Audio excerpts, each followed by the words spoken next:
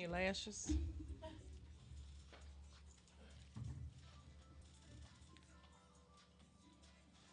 Yeah, you still look good on camera. You good.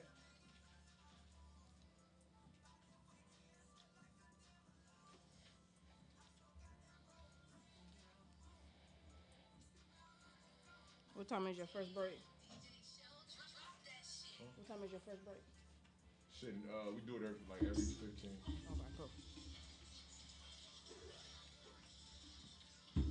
Okay, I just want to make sure we live for sure. Hey, this song is kind of hard though, nigga. So what? Yo, what's good? This be your boy DJ Show from Planet A Radio. How everybody doing out there? What's populating? It's your girl Inkwell J. How do you does? What it do? It's your boy Drew Boy Go Vibes, the DBG. And you got your girl Bonnie Dallas, Drip Gang in the building. Bonnie Dallas. Hey, turn up. FMC's in the building. Yeah. In the building. In the building, y'all. Also in the building, Shelly Shell, you know what I'm saying? I'm everywhere you ain't been.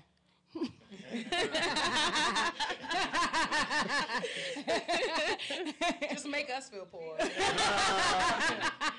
like everywhere you ain't been. The fucking mall, bitch, Europe, with your broke ass. That's how you need to end that. I'm everywhere you ain't been with your broke ass. With your broke ass.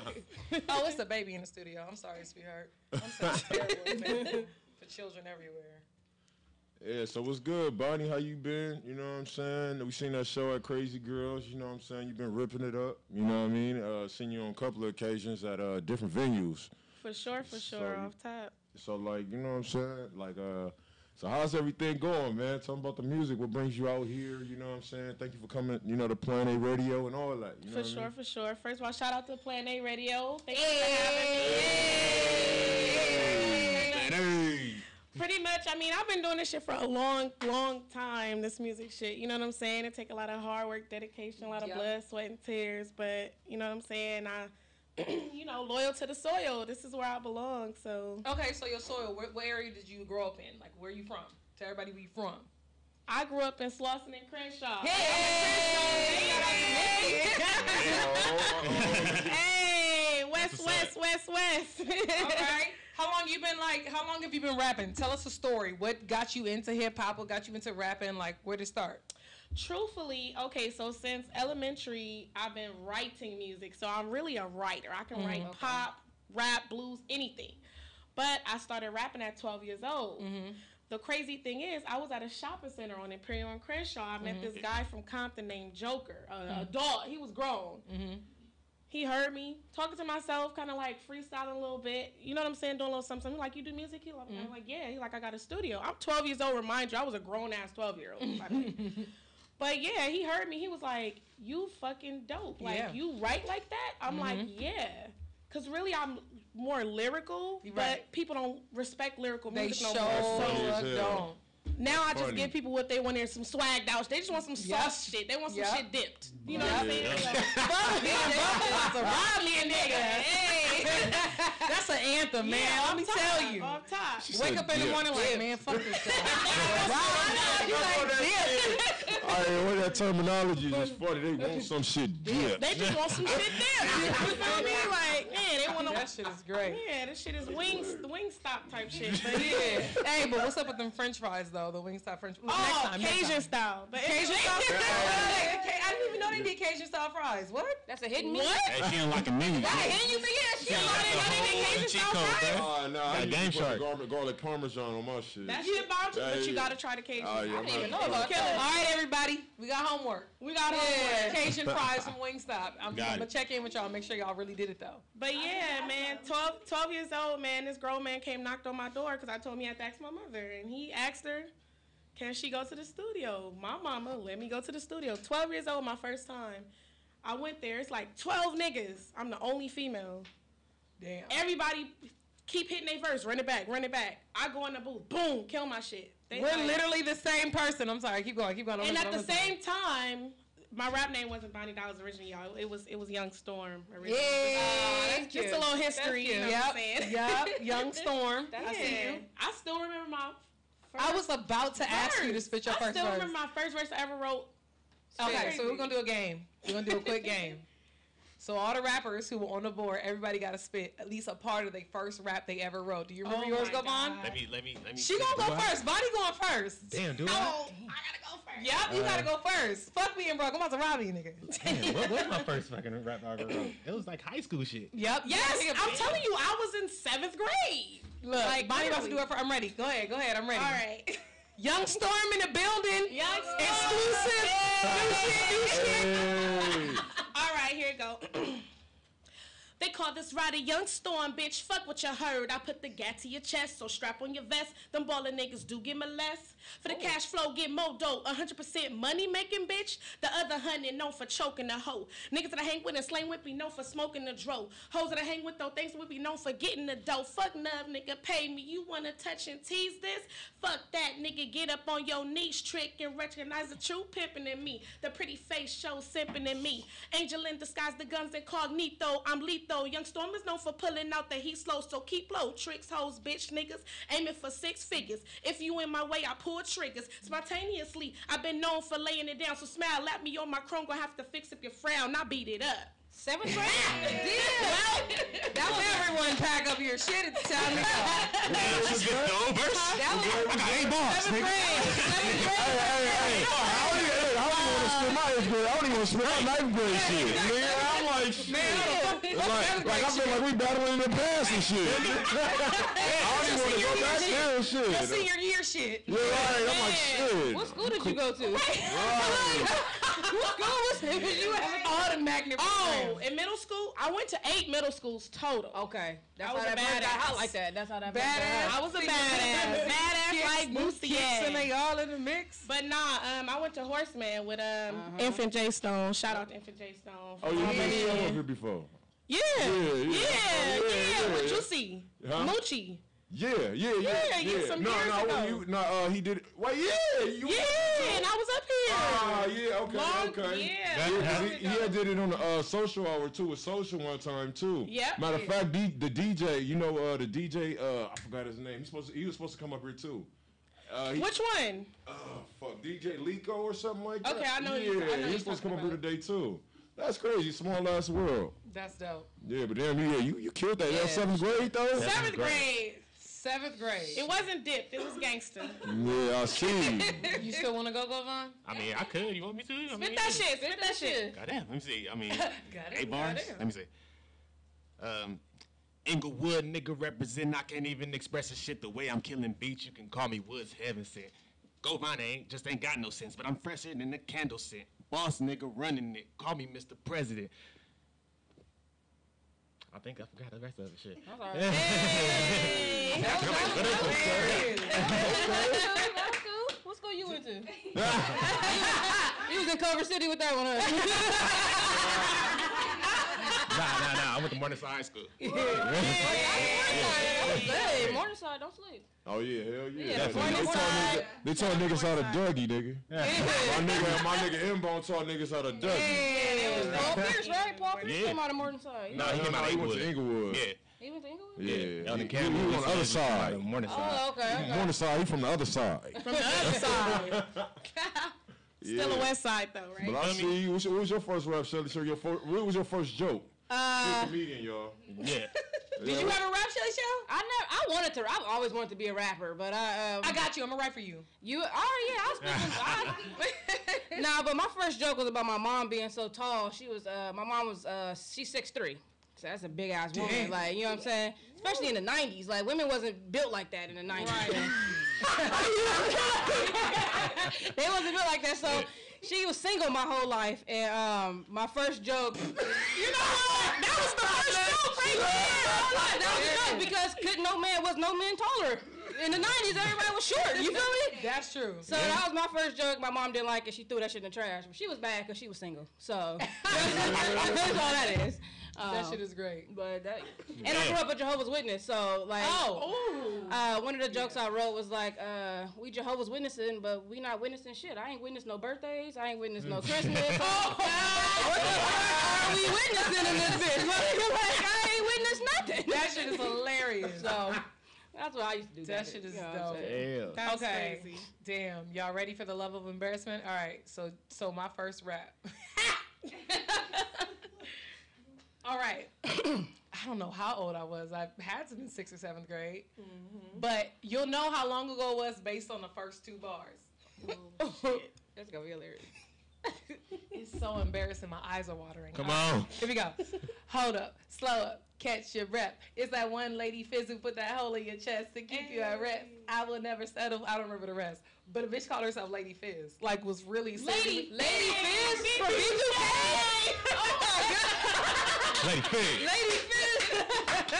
Yeah, like for real. For real. I was serious. I was serious about Fizz was it. the cute one though. Yeah, like, honestly, if we was gonna fight in middle school, it was gonna be about B2K. Yep, or Hot Cheetos. B2K was one hot of the shit. two. Or Hot Cheetos. Like, don't be licking your fingers and putting your fingers back in my bag. I will fight you. That's disrespectful. Yes. No, that's disrespectful.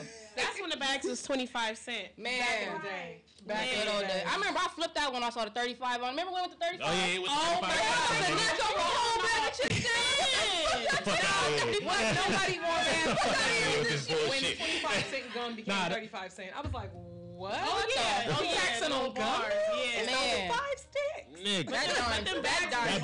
5 sticks. Them chip bags was worse. Man. They went up, but They went up a smaller. dollar. Yeah. It was a whole dollar. Like, why I got more air For with like that? 4 Funyuns, nigga. 25 cents Funyuns. Enjoy yourself a quarter at a time. That part. Hey, but look, check it out, man. We're about to go to commercial right now, and we're about to go ahead and get in this interview with Bonnie Dollars real quick, you know what I'm saying?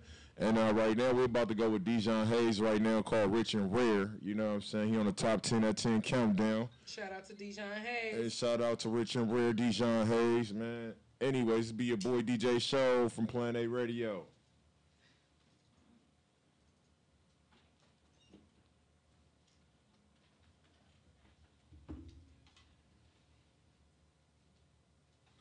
All right, it's playing.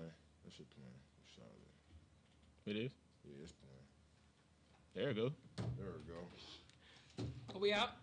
It's Yeah, this one. we just went on break. No, I was making sure the mics are up.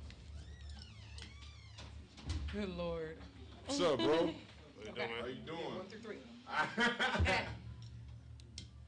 He coming in with the unconcealed weapons and shit.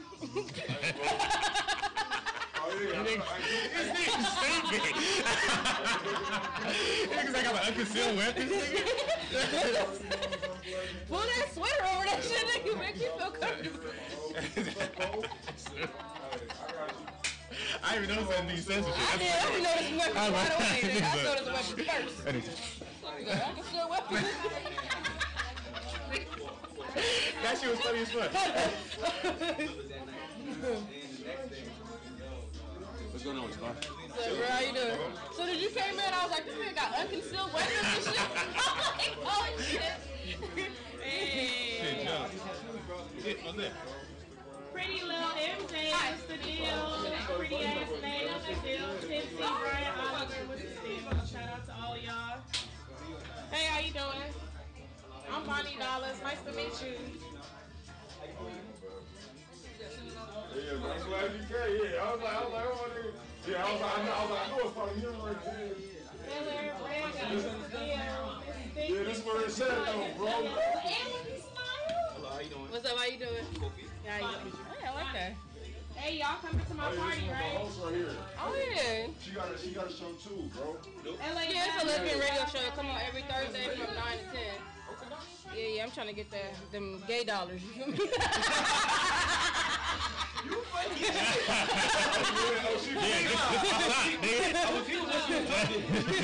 Shout out to All that digital. Oh yeah, remember? Yeah. That's how I recognize When I it. was telling you about. Oh, yeah. Yeah, I was up there. I was like, no, He the one that introduced me. Yeah. And then I seen this show. And I was like, hold up, this is a homebird. I was in my Yeah. And we talked, we cool. And then, Yeah. I met her in the lift too. Crazy. I met her in the lift. But yeah, this nigga is a little lift you away, man. You know what? That shit is hilarious. I forgot I met her. Everybody that be meeting Liv when he comes so cool, they don't forget on him Liv. That's funny as shit, bro. Hell yeah. And they picked me up like a week later, and we smoked the blunt of the house and shit. I was like, you a cool ass Lyft driver. And like, what was way better than I'm getting high with my Lyft driver, nigga. I'm getting lifted with my Lyft driver. Fuck, Uber, nigga. You feel me? Well, we gonna Uber to. I don't even know what Uber means. Right. What does Uber mean? Is it an acronym or some shit? Is it just a name? Oh yeah, my nigga. We went with it. They not even from here. They not. You like that benefit. You took me like take your helmet off right next to the stars and shit. Yeah, my nigga, that's dope, bro. Like going like After the day, after Switzerland. Oh yeah, you know I'm gonna have that body on the G. Oh yeah. I was trying to get in contact with that nigga. What's his name? What's that nigga name? Fucking Egypt. Wait, what's Egypt? Yeah, I was trying to get in contact with Egypt. Solo. Yeah, yesterday, but I was too busy. Bro, I was busy as fuck, bro. I believe it. You already know, man. We're not Liz. I wasn't even at the crib. We should do like 2 or 3 more.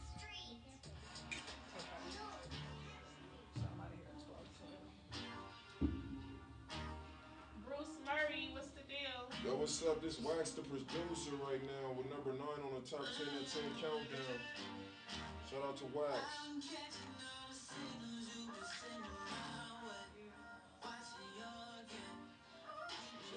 Yeah, I was like, who is this? Oh, artist on my station, bro. I got you. That nigga hard. Yeah, that nigga dope. It's nice to meet you, somebody. He's Cope. He's one of the hosts. Oh, okay, I'm usually not here on Thursday, but I love it. Oh, I love you too, baby. Of a 6 days left. Oh, okay. oh, we're gonna talk about that. We're gonna talk about that. We're gonna Oh, talk that's about why that. niggas be putting extras We on might Uber. actually. Yeah. Like Okay, niggas you know what? Uber. It's Uber exciting. Yeah, it's Uber excited. You know Uber what? Okay. That was She public Uber extras, information. nigga. Right. No, no, Uber no. weed, nigga. Right. Okay. Learn something new every day. Feel me? And I didn't put him in no Oh, thank you. We actually do something like that. Like, Hey, show. I'm about to like 12 days. So I'm like, what? Yeah. You gotta go out here right now. Oh, so good you looking. good. Oh, nice. Oh, so you customize? Nice. I'm gonna fuck with you. I just bought this jean hoodie. The zip up and shit nice. I wanted to put my logo on the back of it. Huh? Oh, you did Apple jacket? I said fuck with Apple jacket. Took me for like $2,000. All my little financial aid. Alright, yeah. I'm okay. here's my logo right here. Which one did you want? The song? It's up to you. So I want Either one, but which one you think is a better song? Which one relates more to your situation? So that did your situation inspire any of these? No? Okay. Oh, somehow does. Somehow, yeah. So we can go from latest put this in single, my phone so I don't lose it. Yeah, this nigga's hard. That's Check and Oh, Visor. it's dope. latest single, check your vibes. Yeah. And then we can go into, oh, you have your party coming up on Saturday. So you have the going away party. What's going on with that? You tell us what the going away party is. And then we'll get into, no, let's do, what's your going away party about? You have your going away party, we do that. And then I'll say, after that, does that inspire any of your songs? And you can say, yeah, it inspired my song somehow. And you'll be like, oh, and then we'll say, oh, you got that in your rotation.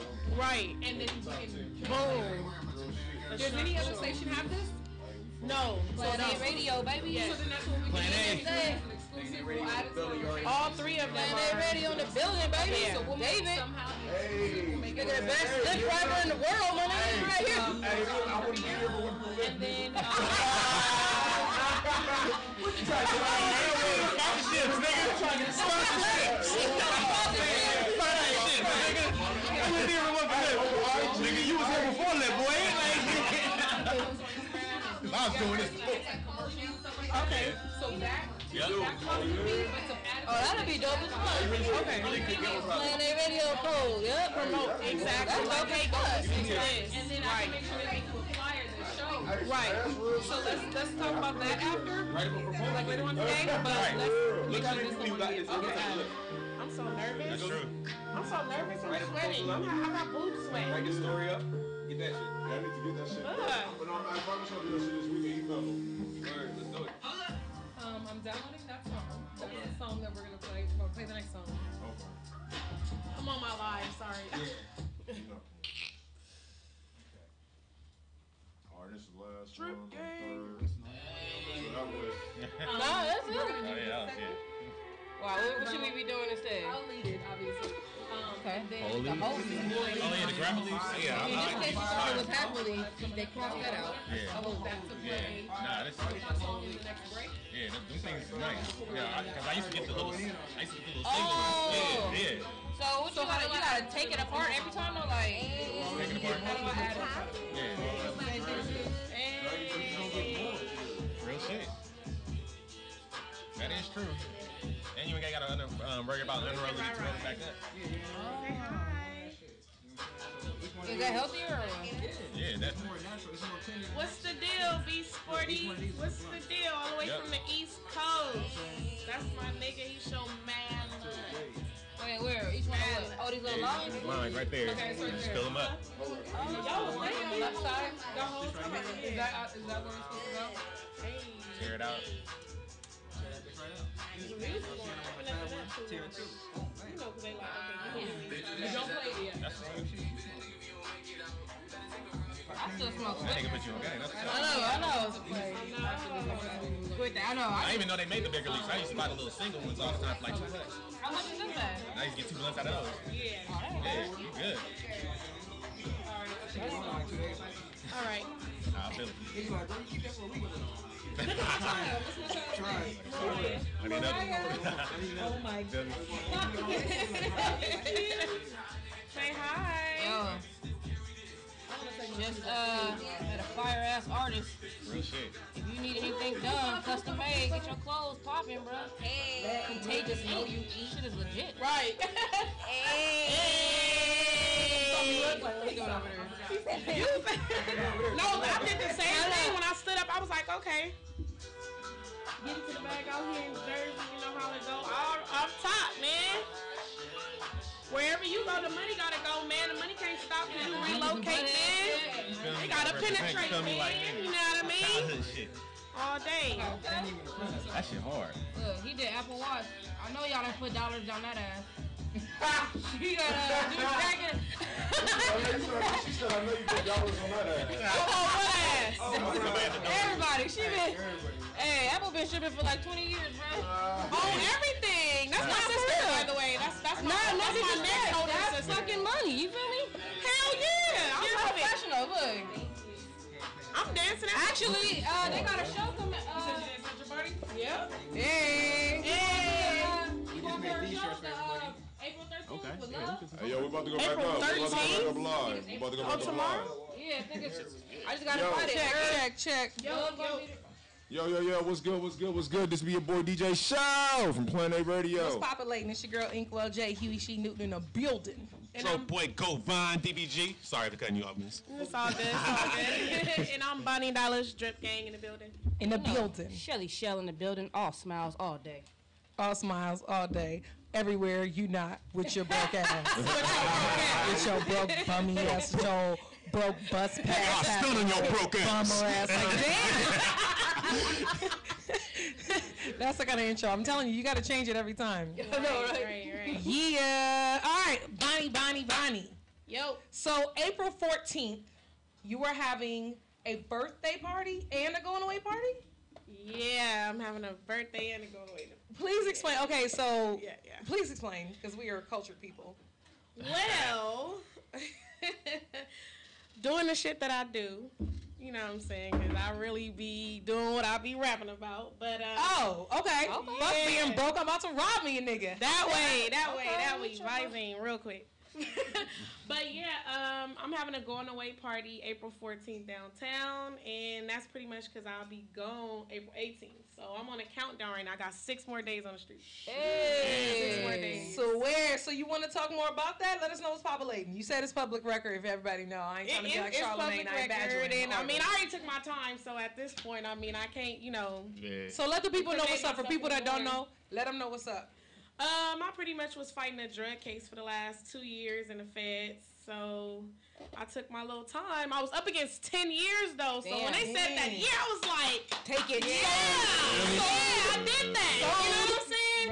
Right. But I mean, I appreciate it. People be asking me like, dang, you not stressed out? You not worried about to be gone for a year? Hell no, it could have been 10. It could have been 5. That's years of blessings. Oh, years of That's a vacation. That's a vacation. Hey, it's a feds too? Oh, shit, I get to ride bikes and shit? Yeah. Get massages and shit. She must be like, hey, see y'all, look. And I'm tight right here. Exactly. And that's what I was just telling people, you know what I'm saying? I was trying to explain, like, I'm just paying homage to the hustle. Like, at the end of the day, everybody that hustle and grind, and it's not a legal hustle, you know what you up against, you know the consequences, you feel me? So you can't really cry over something. You gotta kind of be semi-prepared for it. Everything. And when I go back in my videos, I low-key was looking at my videos the other day, all the times I done counted stacks, drop money down on this, 17 racks on this. I'm like, shit, I low-key owe them niggas a year, though.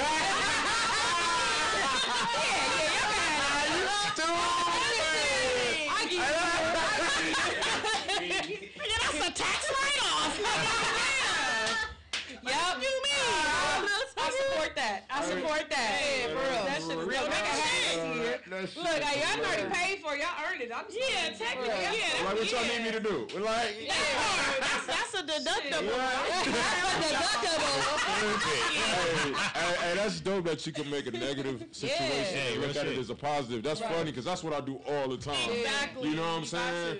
Yeah, because it's like, because when it breaks you, it's like, fuck. You know what I'm saying? And you can't let it get to you. You know what I'm saying? At the same time, you gotta make sure, like you said, you ain't gotta, like Tupac said, you ain't gotta be in jail if you do win time. You know, exactly. You ain't gotta be like niggas in jail that's out free. Like, you know what I'm saying? Exactly. So you know what I'm saying? They imprison themselves. They imprison their mind. Exactly. You go in free, it don't matter where your body is. Exactly. You know what I mean? What Kendrick say? Trap my body, free my mind. That's the real shit. All day. As long as your mind is free, as long as you keeping your eyes on the prize, keeping your head up, it ain't even gonna feel like that. And I feel like once you go to jail, that's when your shit get way more fire. Nigga! I feel like jail make your shit way more fire than every artist that come out of jail, that album is fire. Look, I just want y'all to know, she was on Plan A radio. Yeah.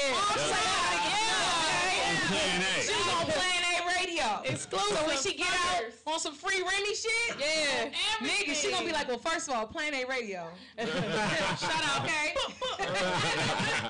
What would you say is the hardest part of this process? I understand that you keeping your head up, you staying focused, but what is the hardest part about this?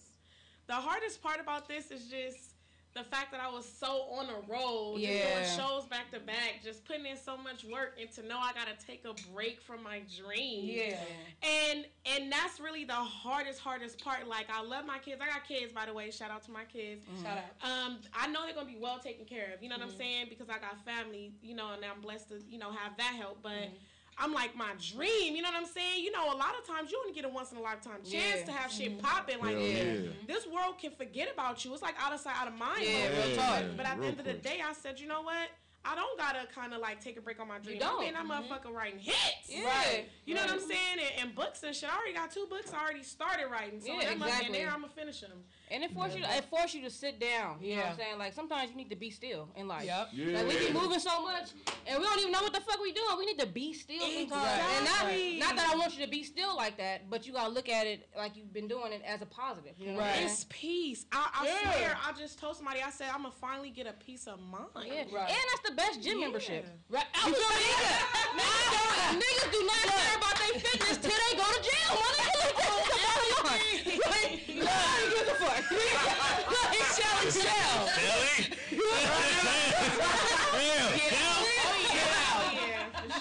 Push ups and all that. You feel me? Niggas don't do one push-up. Not one push-up, nigga. Why you go to jail, bro? Facts. That shit is dope. So they be having push-up competitions in there, yeah? That's what I'm saying. Get you ready. You're going to be strong. You're going to be fit before you get out. Hell yeah. I mean, that motherfucker hitting it. So when it comes to like how you look at your case, when you look at in the scope of like women in music, do you think that things like criminal records or having like what people look like as a spotty background or shaky background, like think Cardi B background. Do you think that has actually any impact on how far women go? Honestly, I think with those boosts, you know, going through those struggles and different things like that, it makes you the artist you are. It helps you become and blossom into that flower. You know what I'm saying? No flower is the same. Even if it's the same type of seed, it's all still made genetically different. You know what I'm saying? So I feel like my background makes me unique. It makes me who I am. Yeah. Okay. So now my question is specifically about the Cardi B and Tupac comparison that Punch made with TDE. Oh yeah. Wait. Oh, I missed it. Wait, they comparing Cardi B and Tupac? Okay. So Punch from TDE, the president of TDE, Punch, tweeted out on the 9th. Okay. Cardi B is Tupac. Oh, no. How do y'all feel about that? I'm going to start with Bonnie, though. I want to know how Bonnie feels about it. The look on Govan's face is like someone like stole his wallet and just took all his money out. You feel depleted. Let Bonnie go first. Y'all marinate. Let Bonnie go first. Okay. How do you feel about the comparison on the spot? All I gotta do is shake my head because y'all know I'm going to give my honest answer, right? Give your honest answer. I respect her hustle. I love her personality. I'm going to start with the positives. That's right. That's how you do it. All right. But not to discredit her, but no. Tupac, this is what I'm gonna say. I say no because I can listen to Tupac right now and not get tired. His song can come on right now and I'm gonna love that shit. Yep. I'm starting to get annoyed at her fucking voice. Oh, man. I'm gonna just be honest with you. I mean, like I said, I like her. Her personality's bomb. All that. I respect her hustle, but that is not a forever. Those are not classics. Those are not. That's not forever music. It's forever music. Thank you. Tupac is forever music. Period. And you cannot compare that to forever music. Okay. What about outside of music? Outside of music? Socially. Get the fuck out of here. I'm just curious. No, again. Get the fuck out of here with that. I'm curious. Nah. For real, Ink? I'm confused. I'm asking a question. Outside of music, go Von. Get the fuck out of here. That's my answer. Hey,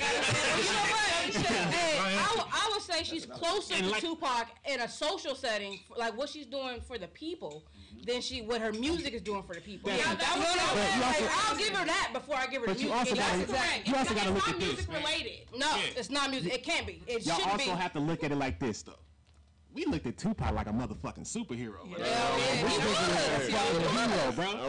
nigga's 30 years old looking at that 25-year-old man like that's my dad. Since birth, you've been trained to, speak and, be vocal about his shit and really be about his shit. Niggas I mean, if you want to compare backgrounds, compare the whole package, you want to compare all the music, you want to compare all that, nigga, you can't compare that. Ain't no comparison, bruh. It ain't none. He getting a short of breath. I didn't mean to piss you off. You pissed me off. I didn't mean to piss you off, though. But I actually better understand your question. Right. Because technically, she is opening certain doors that haven't been opened for certain type of women that have been overlooked and stuff for their differences. You know what I'm saying? Their imperfections. So in that sense, yes, I do see her as someone that can be considered great. I do see her in that sense. It's not deep. It's not deep though. Okay, let me put a pause because everybody. When I posted that question on Instagram, and any of my followers that are listening right now, when I posted on Instagram, I said, "How y'all feel about Punch calling Cardi B or comparing Cardi B to Tupac?" Just the tweet itself, and the votes went in. Hell, people saying he tripping, and other people kind of agreed. And I got like 5 or 6 DMs from people talking about, nah, cause Tupac's poetry, blah blah blah blah blah. It's in this room, probably only one nigga in this room that got a Tupac poetry book. My mama got me. I got that, the Rose. And then on top of that, my mama house, I got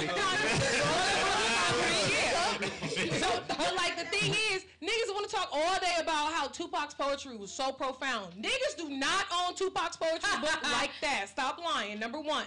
Number two, Tupac was a 25-year-old hoe. Let's all agree. We all know. And that's cool. We still respect his message, right?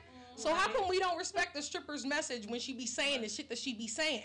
She the only celebrity that called out the Libyan slave trade. She the only celebrity that went on Instagram and was like, what the hell is going on in Flint, Michigan? What are y'all doing? See, but the thing is, I don't think nobody's discrediting her background, how she came up, and how she got out of that situation. That's exactly what they do. Well, that's exactly what the fuck they do. Right, not you. Yeah. But I mean, I'm talking about like somebody that actually did, was a stripper, you feel me, that actually made it out of that, got her bread up, went to the studio every day, hustle, dropped 3 mixtapes in like 6 months. That's like, you feel me, like that's and you actually got hits after hits after hits, like you actually, kudos, you feel me, that's no discredit to her, you feel me? Right. But when you start comparing greatness, like that's to being good, being good and great, that's different. You can't be. Like she said, it's not life. Like I'm not gonna listen to Carly in 2028. No, I promise I'm not. No, I already can see that in my future. Yeah. I will be listening to Tupac. Right, you know what I'm saying? No. I'll Yellow 2028. Man, I'm not lying.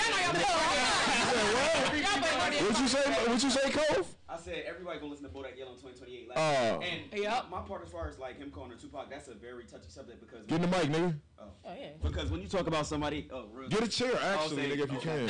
Well, to the blessed finesse at his best. I am King Cove, better late than never, but never late is better. Hey,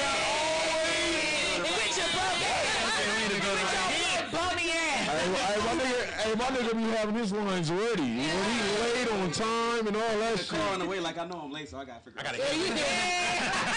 But on the Tupac, the Cardi thing, like that's a very touchy subject because when you speak about somebody that's dead, first off, let's take it back to MLK. Black people didn't support MLK. When he was alive. You know what I'm saying? They didn't support his movement. They didn't support Malcolm X movement when he was alive. Nor did people think that, people thought Tupac was great. People thought Biggie was great. But when he died, he became a legend. So I feel like a lot of people die and become legends. When he moved. Right. You know what I'm saying? So it's always going to be a touchy subject when you compare even Michael Jordan being alive, but not being in the NBA no more. You can never say LeBron is better than Jordan or what the case may be. But let's be real. People grow. People get older, and there's different ages and there's different levels to the shit. Yeah, wait, I have a question. So you're saying if Carly B dies, she's gonna become a legend? Can you honestly say that? No. Shit, the way they she gotta die today though. She gotta die today. I'm about to give y'all the unpopular opinion. She gotta die today though. If she wanna be a legend, she gotta die today. That's just real shit. Because if she don't die today, she not gonna be a legend, huh? Hey. You gotta die right now, right? She buzzing. I want to talk about that. All right. Okay. Everybody gather yourselves. I'm sorry. On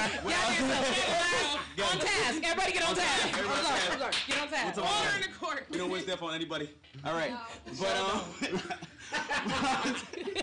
y'all crazy. She gotta die today. She gotta die right now. It's gonna be a little outrageous. I don't know. Is that how Jesus felt? The fuck? What would Jesus do? But all right. So what I was trying to say is like for Cardi B, it's her authenticity. There are not many celebrities in the industry that are authentic. They get into this industry and they forget the fact that they was a hoe. They forget the fact that they was hoes. They forget the fact that they were down at one point in time, and they don't show that.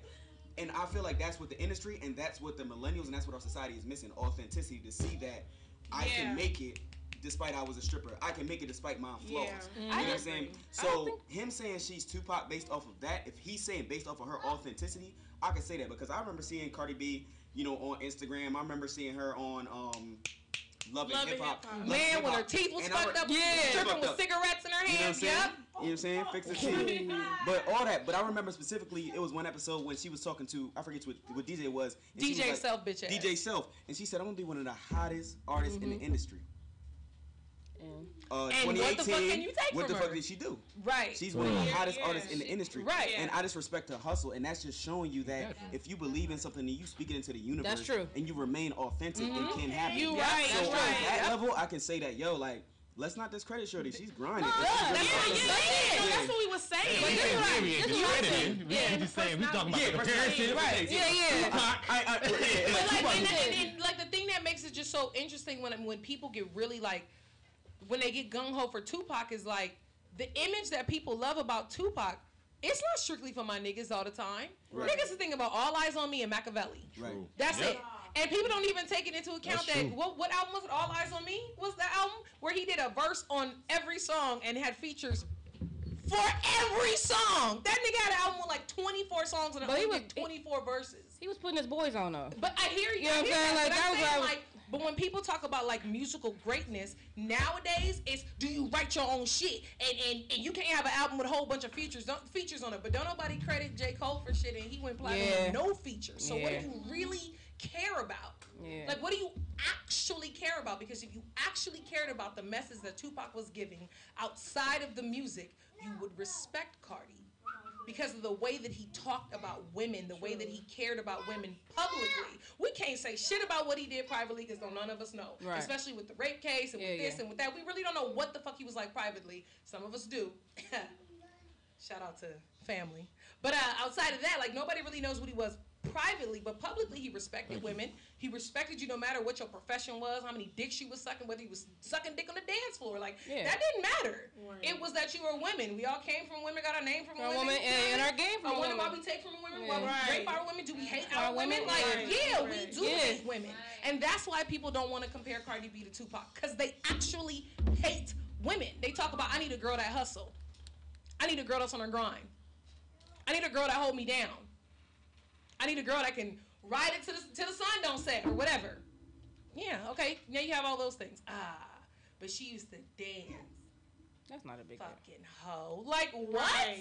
Right. She already publicly went out. Like, no, I didn't have to sell my body, but I did dance, and she owns it publicly. Because guaranteed, if she did have to sell it at any time, she probably owned that too. Right. But if she did, is it your? It's a baby in the room. Is it your coochie? Right. It ain't. Right. So why are you so personally affected by what she do with her body? Because she still hustles her butt off. Yeah. She was touring pregnant, whether or not she admitted it.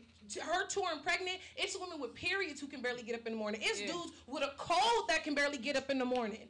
Right. So while we got Serena out here winning grand slams being pregnant, you got dudes out here discrediting her because she looked like a man and mad because she married a white man. Didn't nobody give a fuck about her when she wasn't pregnant and wasn't married to a white man. So why do you care now? But especially when they first came out with the bees. When they came out with the bees, man, she was like Jamie Foxx. They was mad about that. They was hot. But then when she was really like, okay, well, I care about myself and my own happiness. Now they want to talk about she loved white men. So what I'm saying is the fact that Tupac was saying, do we hate our women? That question is, yeah, y'all do hate women. That's the real life fact. Because don't nobody want to compare someone's hustle from nothing. Right. From nothing. I'm talking about Tupac went from New York to, what was after New York before he came to Oakland? Baltimore.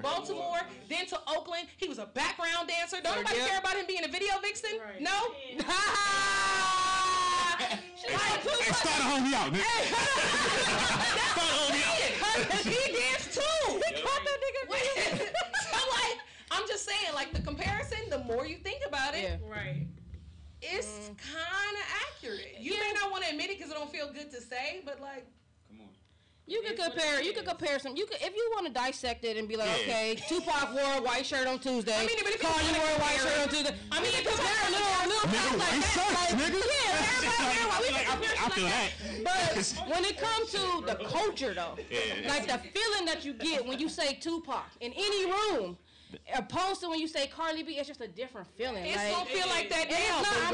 I'm not years from now. I'm not the same way they feel about Tupac and being like Tupac shape. I'm telling you, it may not be the music, but that's what I'm saying. It may not be the music, but the way you feel about the way she impacted this shit. That's what I'm trying to tell you. Yeah, I'm not saying, because I'm not comparing them apples to apples to apples to apples. I'm saying the impact they had. Is it gonna be felt? Yeah. But also, we have to understand this. We got to just wait and see. Yeah, because that's almost just like comparing LeBron James and Kobe Bryant to Michael Jordan right now. Like, it's two different eras. It's just like you said, it's two different eras. No, and that's what I'm saying. First album. And that's what I'm saying. I agree. Musically, we can't compare them musically. But I was just curious to see if people would allow that to be a thing, and initially people Oh, yeah, definitely. Because she's doing great things right now. She's doing great shit. And I'm sick of people comparing. Like, why we can't just be individual? Why can't we just enjoy the music? I don't want to compare Tupac to Cardi B. I want Tupac to be by itself, and I want Cardi B to be by herself. Like, I don't want to compare. I want everybody to stay in their lane. Right. That's what I want. That's what I want. Would you consider, okay, with your music, your background, and the comparison and the fame that Cardi has gotten, right? When you come in, how will you feel when they make that comparison? Because you know they gonna do it. Right. Cause you hot as shit. I've heard your shit. You can write your ass off, even club shit. That's something Cardi don't have all the time. Cardi don't always have someone in her ear telling her like, hey, this would sound better this way. Cardi's doing her shit her way. But you can write your ass off. Thank you. So what are you like, how will you handle dialogues like this when it comes to you and Cardi? That's a good question. Oh yeah. If I was being compared? Yeah, like how would you handle it? Because Charlamagne gonna do it, and he's a badger. Yeah. Oh my God. He's the king of that shit, bro. Stand Charlamagne, man. Yeah. Boy. So how That do nigga funny. you imagine that happening? Yeah, that's what you know. I mean, I'm gonna prepare myself for it, but at the end of the day, I mean, I just feel like everybody is entitled to their own opinion. I mean, it's nothing to take personal. That part. And you know what I'm saying? At the end of the day, I don't discredit any artists because you never know what inspired them to become who they are. Right.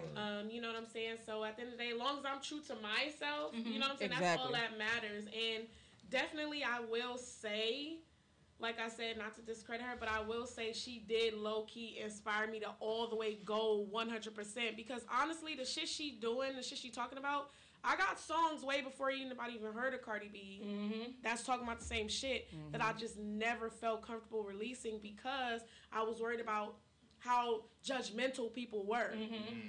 Her coming out, not giving a fuck how she looked, teeth, nothing.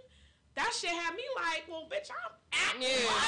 I don't care. My daughter's dad be like, you're not gonna get dressed? Like, I'm like, I don't give a fuck. And you know why? Because she low-key do inspire women to be who the fuck they are. And it is what it is. She's definitely gonna leave a mark as a person. She is. I love that. So, I love your vulnerability, especially with what you got coming up. 6 days, right? Yeah. Right. 6 days? Okay. So, you sent us some songs. I listened to all of them. And there was one particular song that I felt impacted kind of a little bit more vulnerability. So, we got it queued up. Yup. Tell us about this song that we're going to play right now. Somehow, Tell us about that song. Okay, Somehow basically was inspired. Shout out to Brian Oliver. He produced the beat. He's hot as fuck. Yeah, he's hot as fuck. But Somehow pretty much was inspired because, you know, like I said, I've been fighting this case and going through a lot of anxiety, not knowing how much time I'm going to get. Because like I said, originally it went from 10, then it went to 5. And even 5 is like, what the fuck is... I told him, I said... Anything over a year, nigga, I'm doing the race. Like, I'm doing the race. You know what I'm saying? But I'm just keeping it 100. But that definitely inspired me. Like, you know what? I can overcome this. You know what I'm saying? I can't let myself be in prison before I'm even locked up. And that's how I felt. I felt like I was doing nothing with my life. I was letting the time go by because I knew eventually I'm going to jail. So you know what? I'm just going to sit here and I'm not going to live. I was not living, okay? And I didn't start living until I wrote that song. I put it all on paper and I said, you know what? Nah, hold on. You know what? I can't let this shit make me and break me and control me. I have to gain control. And when I gain control, I got my power back. Yeah. And I put my power in the pen. That's what I love it. That's DJ Show, let's do this. For sure. We got Bonnie Dollars. This is an exclusive, a Plan A Radio exclusive. Premiere.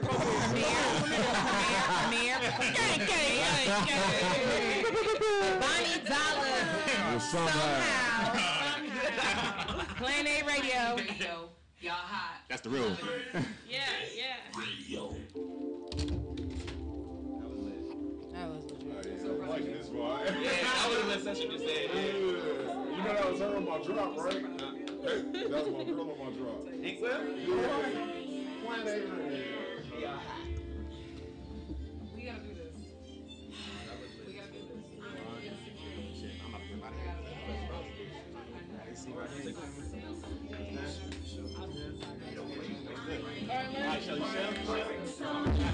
No, I won't.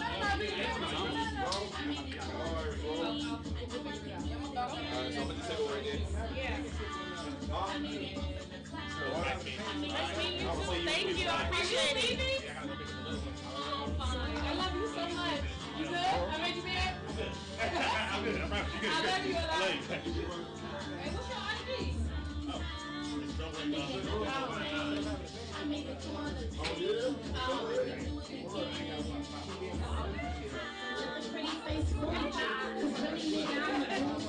And really niggas streets race. Better hope they don't choose you. Everybody does cool shit until they go against the thirsty. Until they gotta take a stand. Until they gotta take a number.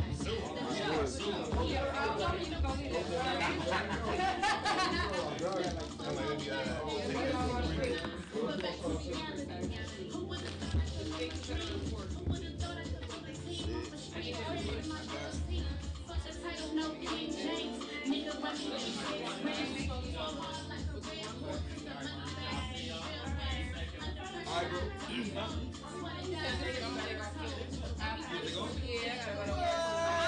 You have me laughing this whole time. You can't believe it. I know, I gotta go. But this shit is dope. I'm gonna again.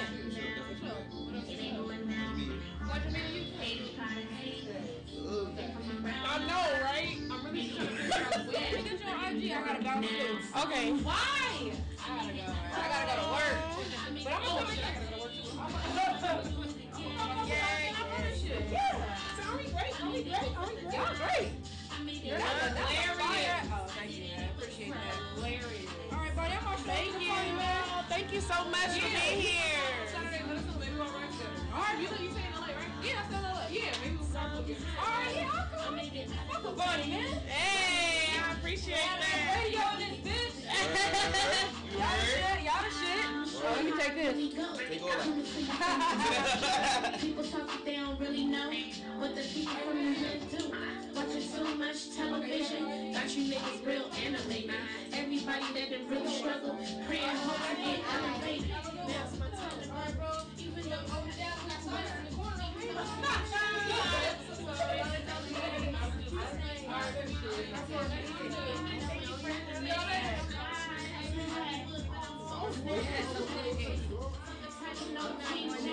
Nigga ready to 6 rings. Woke me up from a lot of shit. Yeah, I was like, wow.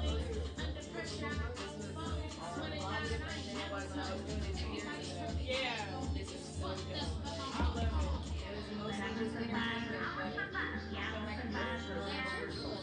Right. It was perfect.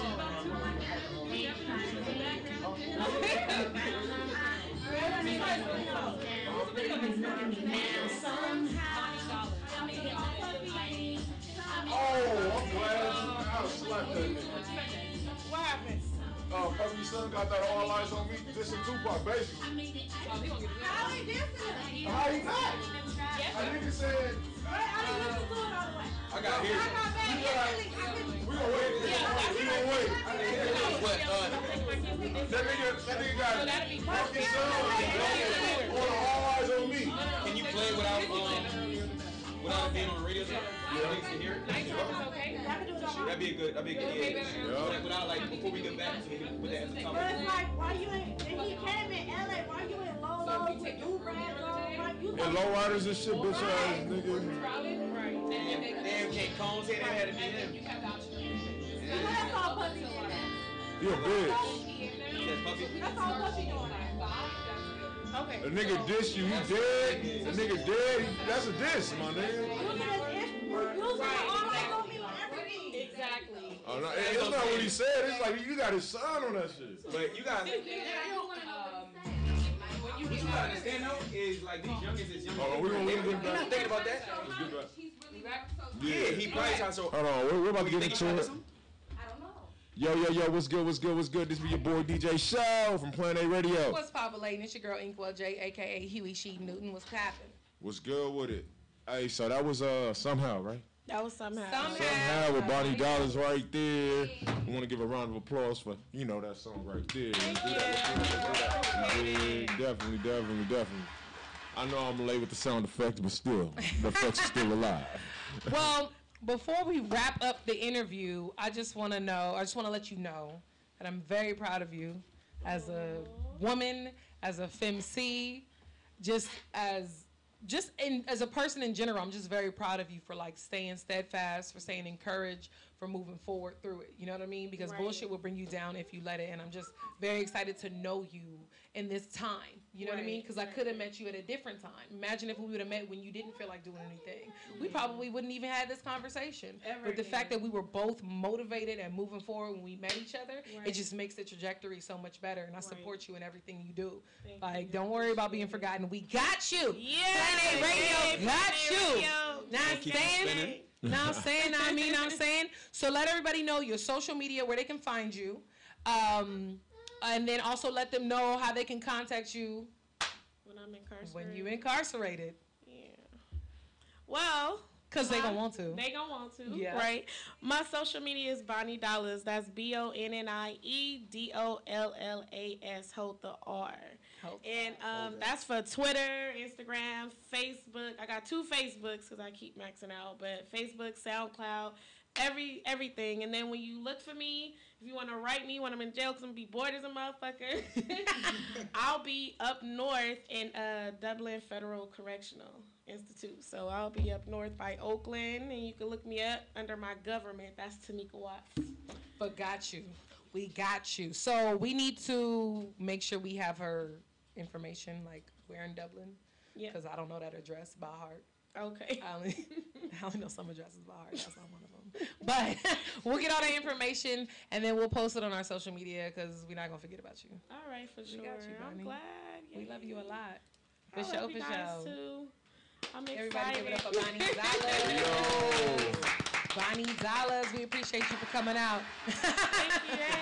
My bad, y'all gotta be like me. Y'all gotta give a hand signal or something. I did. This was the hand signal. I did this. I'm new to these effects. For sure. DJ Show, who we got coming up next? What's popping next? Man, what's next, man? Who we got coming up next right now on Planet Radio? Before we even go up to the next person, man, we're about to get into this Sean Puffy Combs little fiasco. What happened with Sean Puffy Combs? Man, this dude has a son. He got a son? He got a son? This guy has his son rapping on All Eyes on Me beat, like, and I thought it was a joke when I was on Facebook, but he posted it, and it was like a repost from his actual verified page. So that shit was very disrespectful. I think it is. I think that's tacky. He clowning. Like, you know what I'm saying? You got a nigga that's in LA in lowriders and shit. Dude, this shit. He clowning. Yeah, that nigga clowning. He not showing homage. Are you serious? No, and that's like, foul giving Diddy and Crip Tupac walking and all that shit. Stop it. Now you just look like Hey, we're about to go to the video right now. That's crazy. Yeah, but we're about to get into this King Combs, and he called it All Eyes on C. Oh. All Eyes on C. Yeah. Oh, no. Well, where the video at? I still want to see the video before I judge. Yeah. I don't prejudge. Y'all come over here if y'all want to watch it. I don't prejudge him. I gotta see that shit. No, he's not. See my gas, classy individuals. See my paper coming in residuals. Put myself on the map with my niggas too. Tryna count 100 million in the living room. Juke on, straight to Legon. Teflon, nigga, you can't harm. Drop bombs, something like Vietnam. Shorty have long, cause we cool top bombs. So you niggas wanna test me in the chest. Couldn't catch me in the east or in the west. Wave spinning, get a vest, and get a check. Wow. It'd be better if the best. Wow, man. Say it ain't so. He is not in a red do-rag. Wow. GTS. They're from New York. They don't even understand what LA is. Yeah, they just went through They don't get it. Wow. Did you try to do the dub CEO?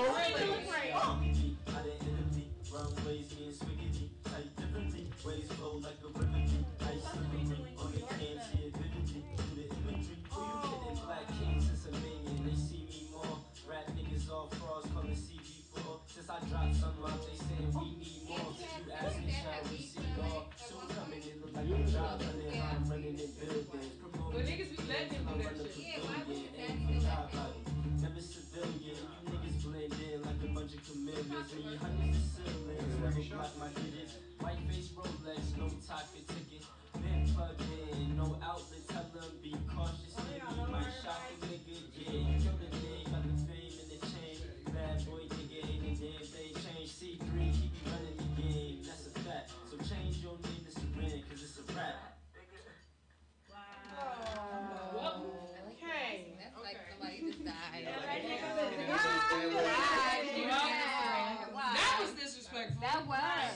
Change your name to Saran because it's a rap.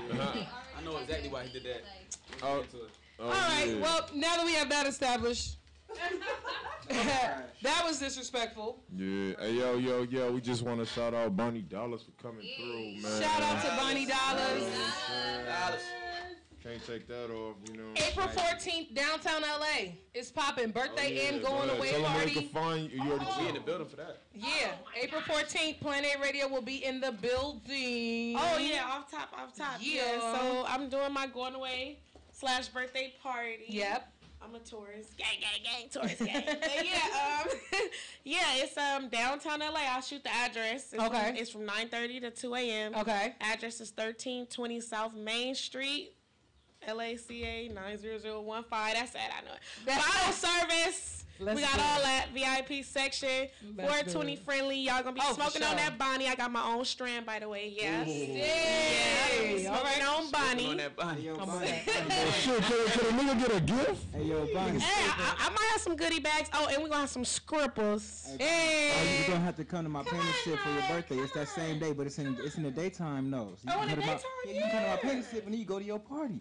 You know what I'm saying? Hey, and it's a royal night. It's for the queens. You know what I'm saying? For the young queens out here in LA. You know Introduce yourself too. Yeah. Hey, yo, I'm Young CI Customs. You know what I'm saying? Contagious Sync, Mr. Sick with the wrist. You know what I'm saying? Mr. No Stencil. Everything I do is freehand. You know what I'm saying? I don't play no games with this art game. You know what I'm saying? I'm real dedicated, real serious about this. You know what I'm saying? Follow the IG at CI_Customs with a K, end it with a Z.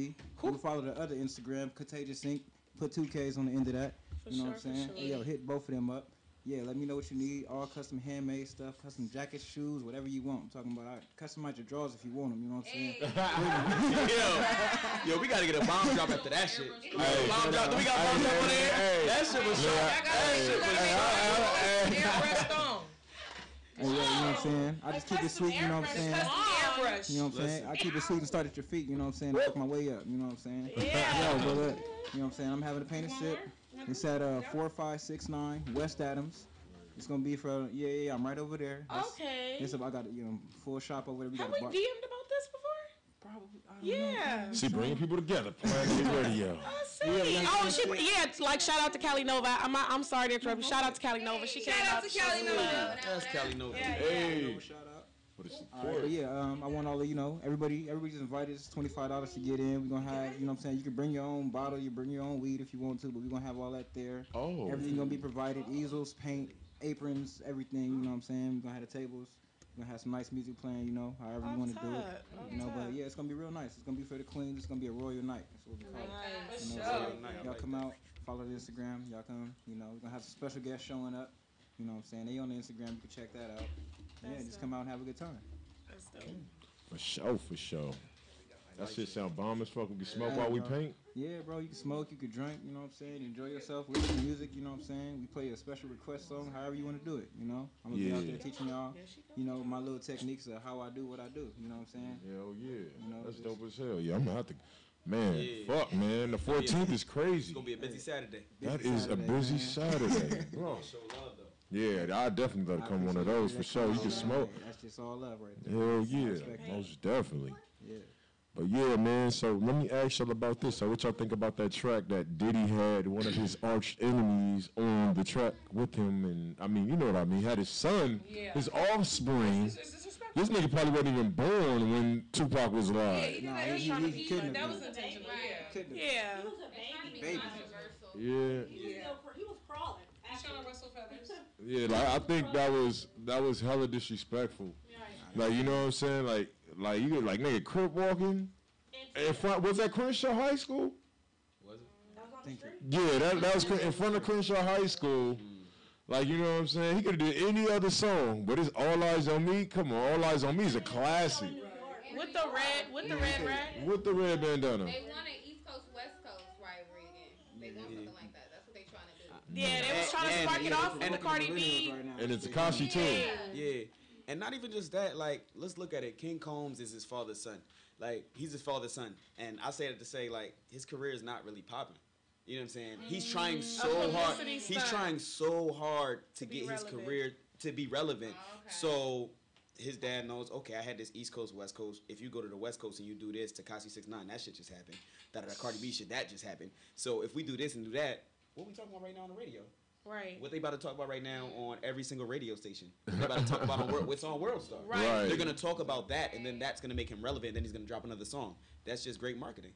You know what I'm saying? It's disrespectful as fuck, but it's great marketing. Very well. Shock value. The same stuff for like a year now. People are not really responding to him. Listen, that song with Chris Brown was that song with Chris Brown was Chris Brown's song. That shit hot, but that's hot because Chris Brown was on it and Chris Brown did his thing on that song. Correct. And I'm not discrediting the dude. He's trying hard. It's hard to live in Diddy's shadow. Who can live in Diddy? Nobody has survived in Diddy's shadow. Right. Day 26 ain't survived in Diddy's shadow. Danny Kane didn't survive in Diddy's shadow. Biggie Smalls didn't survive in Diddy's shadow. Shit, Fonz didn't survive in Diddy's shadow. So to be his son to survive in Diddy's shadow, like, of course they're gonna try to create some controversy so that he can rise up, which was a fail. You know what I'm saying? Exactly. That's all. Exactly. And question, you know how you mentioned 6ix9ine. Did anybody else see that video he just did with him looking like a girl with the boobs implants? What the fuck? Oh, nah.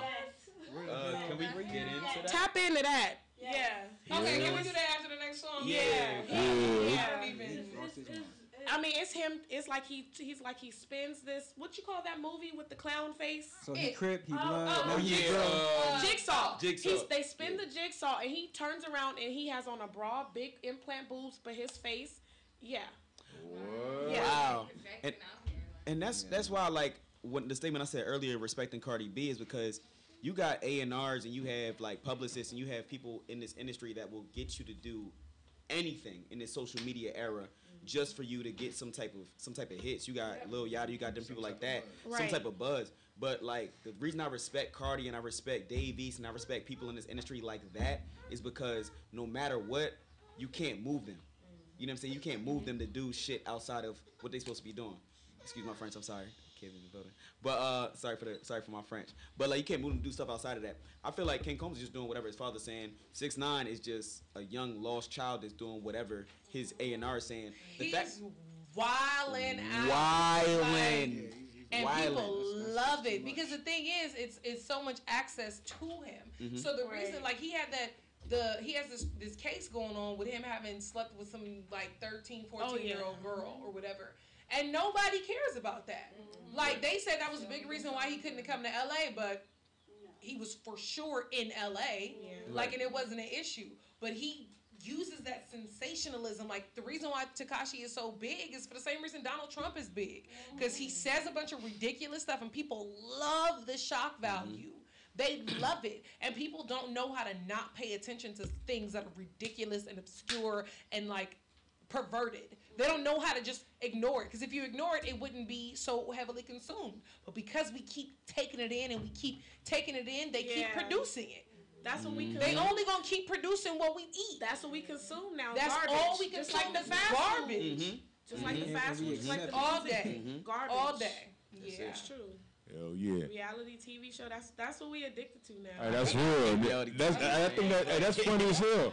Because if anybody noticed, reality TV came out and then Instagram comes out. That's like our own like little reality TV show. Right. It kind of like I ain't never really thought about that until just now.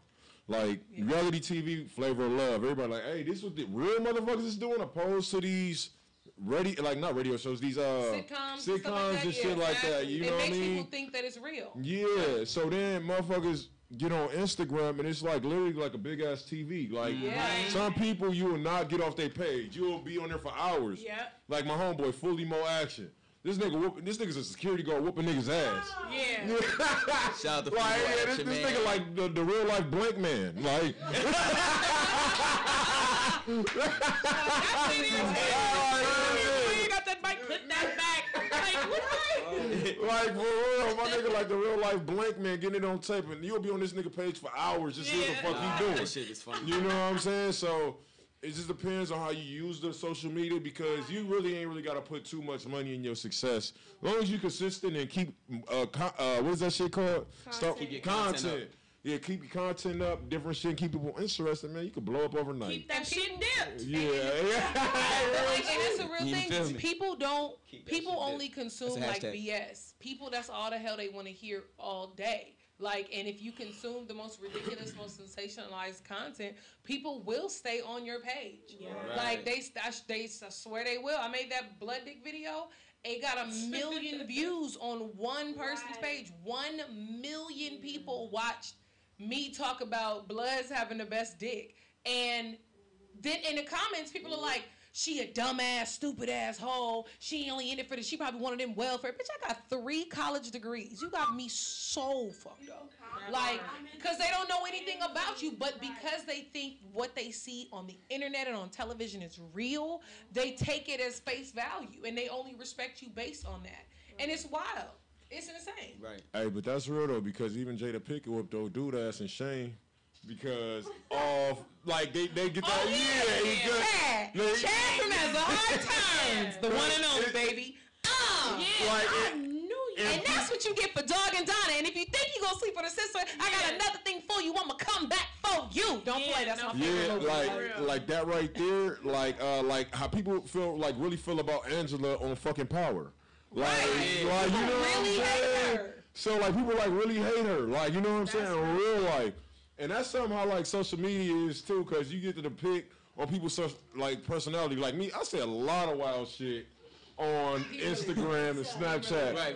And niggas be like, I wouldn't think this is you, nigga. Like, I'm like, it's all, you know, it's what the people want to see. Yeah, it's people want to see. Like in the movie, Tupac was like, yo, I tell people what they want to hear. All eyes on me and shit like that is what I want people to hear because that's what they want. But I really want to bring them out and tell them what the fuck that they need to hear. Exactly. You know, I got to get their attention. Once I got their attention, they're going to be loyal. That's it. You know what I mean? So sometimes you do have to, you know, come down somebody's level just to bring them back up. You know what I'm saying? To your level and make them think. You know what I'm saying?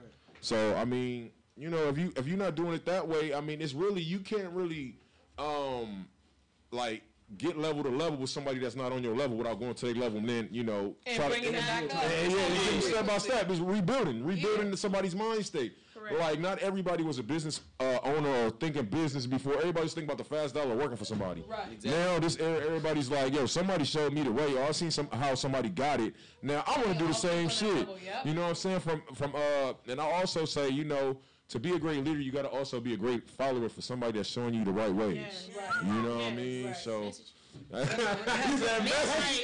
real. You know, I've been a follower many times just to figure out how the fuck could I lead a path. I'm literally trying to be the Harriet Tubman of the ghetto. Hey. Like, you know what I'm saying? Shit, you are. Thank you. I appreciate it, brother. Hey. Black love, I love it. You know what I'm saying? One thing I learned, like, you gotta affirm things into the universe. You're never trying to be the best rapper. You're never trying to be the best host. You're never trying to be the Harriet Tubman of the hood. You already are before you are that. You know what I'm saying? Because once you believe that in your mind, the universe moves out your way. Correct. You know what I'm saying? So you already are that. Never ever say I'm trying to be. And you know what's crazy? Just based on that statement right there, you really just like something in my brain just clicked. Yeah. So I remember as a kid telling my dad, I was 9 years old, I was like, Dad, I want to be a forensic scientist.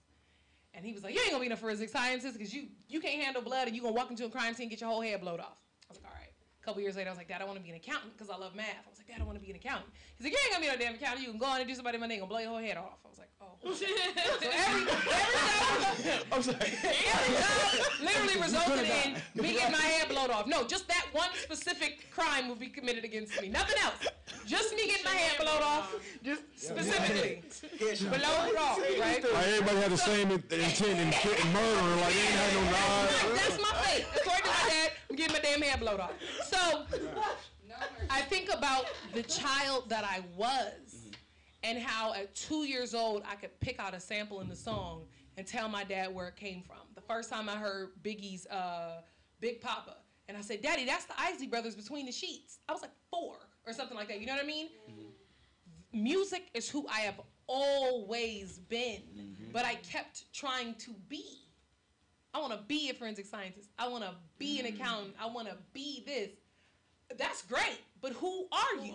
And the fact is, I've always been that 2.5, 3, 4-year-old that could pick out sounds. I'm learning how to play the piano now. I'm enrolled because I'm gonna take this music school. Anyway, I'm music school. So I'm learning how to play the piano, and I have no formal training. But when I had to actually perform a piece like 3 days ago, I did it fluidly as though I've been doing it for years because that's who I have always been. It's crazy. You just made me think, and I had never thought of that before. Mm-hmm. Wow, Kof. Wow, Kof. That's what hey, I'm about to leave because Kof just fucked me all the way up. My quarter life crisis just came. I'm not ready, y'all. I'm not ready. Now that's a blessing. I mean, it's really just who are you? You know what I'm saying? Who you are is who you are before you are to the public. You know what I'm saying? And that's all I just try to tell people, man, because we just try to be. We have a try to be society. You know what I'm saying? We have a try to be society. And it's just like... Stop fucking me up, I can handle it. My bad. We have a try to be society. Like, just we were talking about reality TV, and what I wanted to say about reality TV, I was on Fuse Television on Dance on Air. I was on reality TV in 2014, 2015. And I really found out that reality TV is not reality. It's scripted. It's partly scripted. Yeah. You know what I'm saying? It's partly scripted. Just like social media, a couple of my homies is Instagram. Shout out to Trav Q, you know what I'm saying? Shout out to the bro Trav Q, whose man's is this, all that. You know what I'm saying? That's who I went to college with. But his comical, you know what I'm saying, stuff on social media is partly scripted. Mm-hmm. Yeah. And that works for him. Yeah. Because he's telling what story he wants to tell through his mind. Right. Just like Issa Rae's Insecure works for her because that's a story that she's telling through her mind. Mm-hmm. Right. So in order for you to be successful, every single successful person I've ever met has told me you just got to do it. Yep. Hey, and mama. That's the best advice I've ever heard. But I didn't know how to take that advice because I'm like, I just got to do it, but you did it this way. But you just gotta do it. You just gotta do it your way. Yeah. You know what I'm saying? Yeah. You gotta live within your truth. Everybody's trying to be Tekashi 69. Everybody's trying to be Cardi B. No, be whoever you are. Be up into exactly who you are. That person. You know what I'm saying? That's your power. People talk about superheroes and superpowers. That became because everyone has a power. Yeah. Right. Everybody has a certain gift, a certain thing that they're supposed to give to the world. Yeah. You know what I'm saying? And that's you saving the world. Yeah. Because that's your music is saving the world. Your voice is saving the world. Damn, the way you're a doctor is saving the world. Yeah. You know what I'm saying? But everybody don't get that, and until you get that, you will never be successful. You'll just be whether if you're a substitute teacher, if you're a nurse, whatever the case may be, and that. But you won't be living in your truth. Not even that.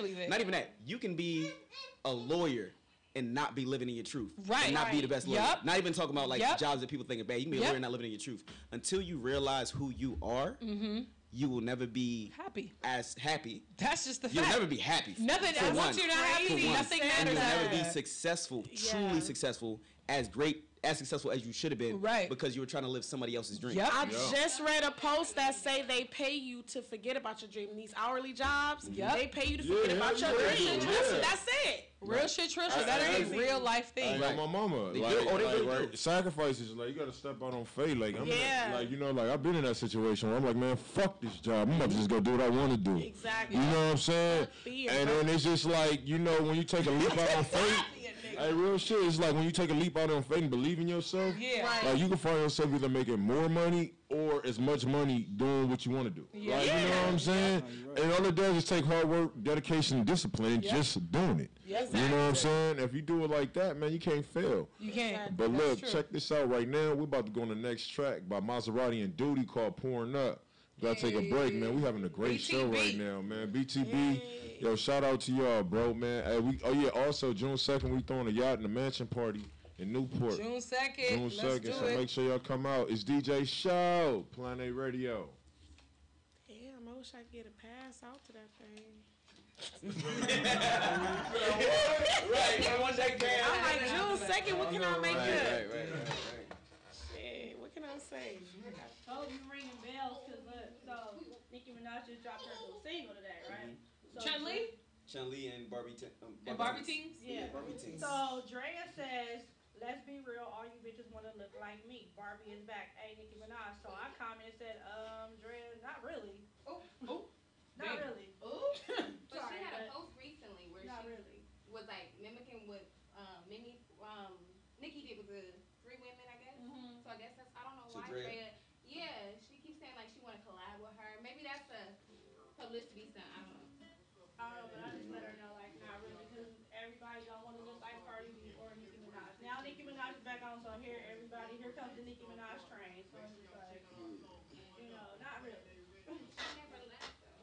No, she never left. And man, I hate how people compare Cardi B to Nicki Minaj. Right, Like, just let us do music. why can't they be too good, too great? Remember when we had Missy, we had Kim, we had, you know what I'm saying, Eve. We had Eve. You know what I'm saying? That's not what Eve. We had Raw Digger. We had so many great. I'm about to spill some motherfucking tea. Let me tell you how they did Raw Digger. Let me tell you how they did Raw Digger, the Lady of Rage, and Moni Love at the Queens of Hip Hop show in Atlanta. You know they were standing outside for like a whole ass hour, and they wouldn't let them inside. Why? They're not relevant to them? No, they didn't know who they were. Oh my God. And when they were like, we're performing, they were like, you ain't got no credentials, so no. Whoa. Moni Love was there with her grandkids. When she got off stage, security was like, you need to get the fuck out. You ain't got your credentials, so you need to leave your man and kids.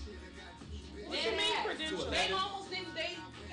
They almost didn't even let Raw Digger perform because they started late and they just threw her in at the end. They did the show like a high school showcase where they was like, you gotta hurry up and cut your sex. Come on. Like real talk. They had Cardi B's publicists outside. Cardi B's publicists outside. I competed and got tickets because even though I didn't win to open, I competed and they still hit me up and was like, got tickets. I was waiting outside. The title contest winners, people who won tickets for Idol, was waiting outside. A woman who put up money for the show to exist was waiting outside. Oh my God. They investors were waiting outside. My cousin's assistant came outside and was like, why is Raw Digger and Moni Love? Because that's why the show started late. Because they was waiting the hell outside. So they were like, why is Raw Digger, Moni Love, and Lady Rage waiting outside? And they was like, because they ain't got no credentials. She was like, are you dumb? They're on the flyer. Like, this is who these people are. She had to escort him inside. My cousin needed her jacket before she got on stage. They wouldn't let her assistant go get this girl had to come out the venue, go to the car to get the jacket, go back up the stairs, across the street, through the venue, back down the stage and backstage just to give her the jacket. Because they wouldn't let her back into security. That's what happens to women in hip hop when they don't have their shit. Everybody on their ticket don't have their shit.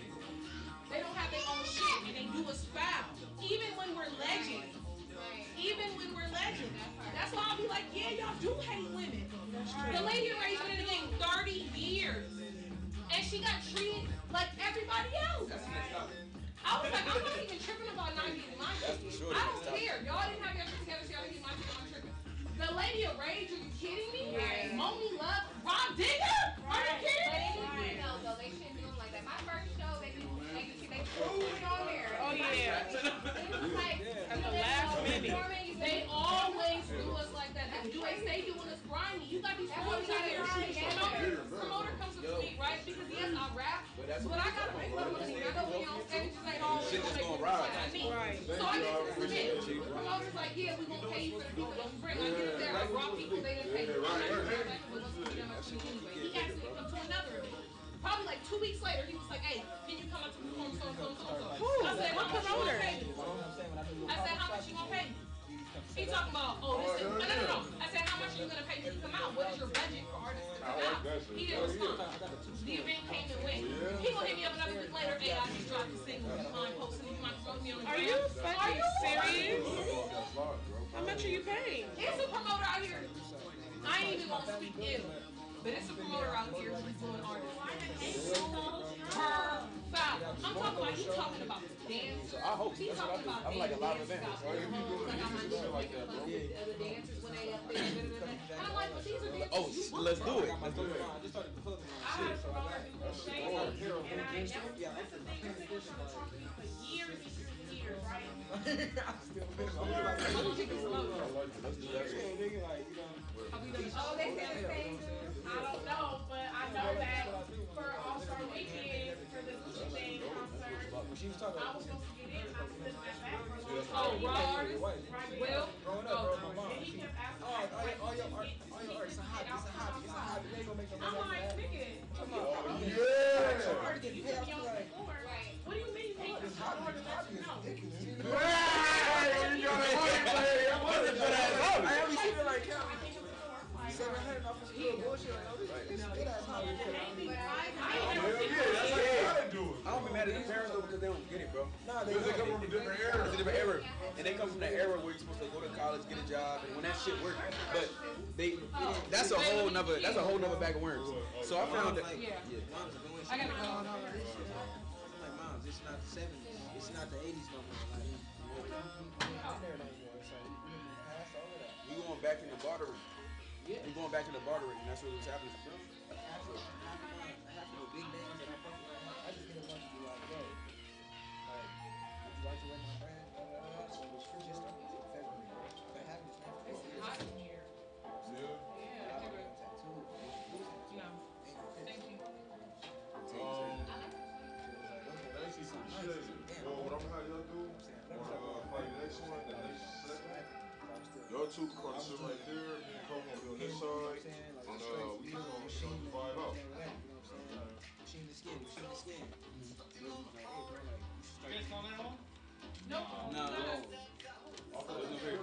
You want to interview? You want to interview? You want to interview? Oh, nah, yeah. He about to... Anybody cool? Somebody got a surprise stripper? Hey, nobody get crazy today. Instead of a Right, yeah! He was a little too relaxed. Wait, he wouldn't call 911. Right, that was not. He did not have any sense of urgency. There was no panic, my man. He wasn't know what to say. No, what is this right here? That's not. Oh, okay. That's funny as shit. Nah, niggas. So what time is it Saturday? It's gonna start at 2. So it's a daytime jump. Yeah, it's gonna be a daytime jump. Yeah, I got a lot of folk out here from the East Coast, so for this weekend. So yeah. Oh, we just walk outside. Oh, yeah. You think you're better than I got some? You got some? Look at God. Bro, I got wax, I got fluoride, I don't know.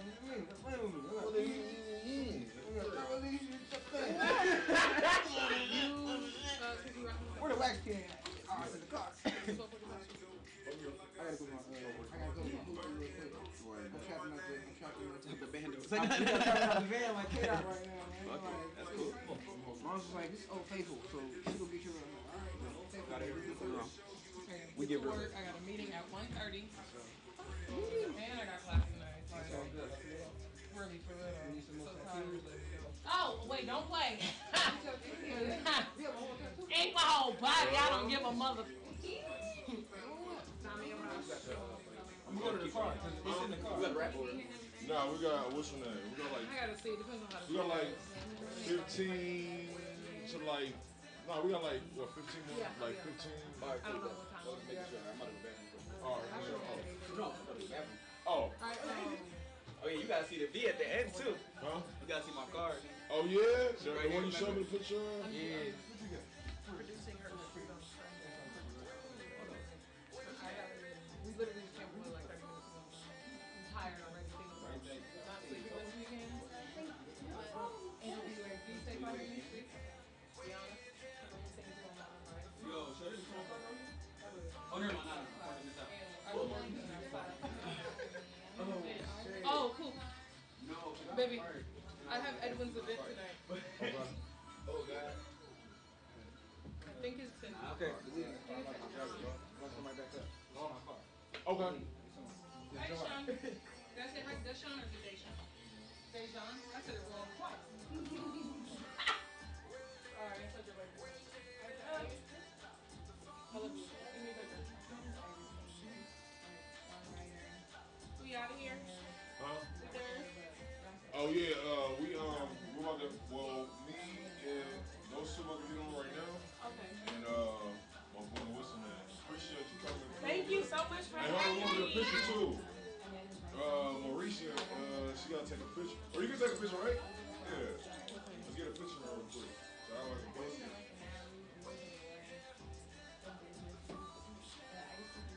You ain't gonna take a picture?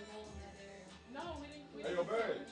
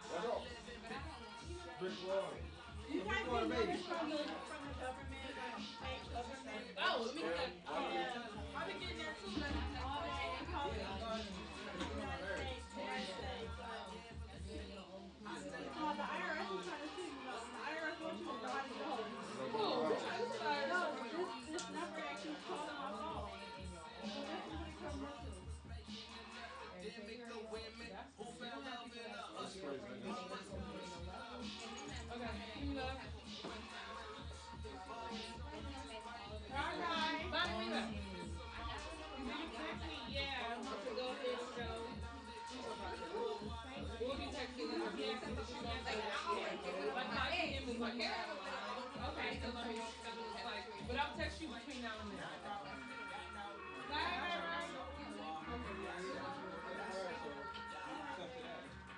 Okay.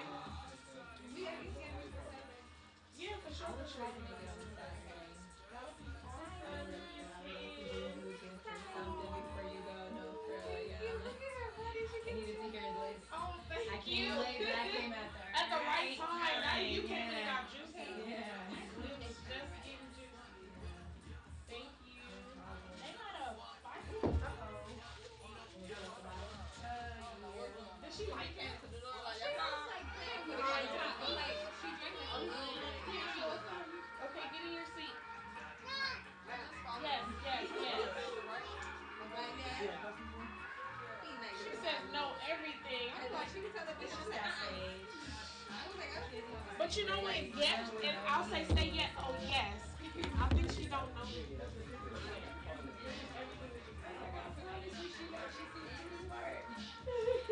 She just know how much you tell her when she travels. Right. Oh yeah. Yeah. Cause I don't know, like, I don't know if it's for business or what. Like, That was a good interview. Thank you.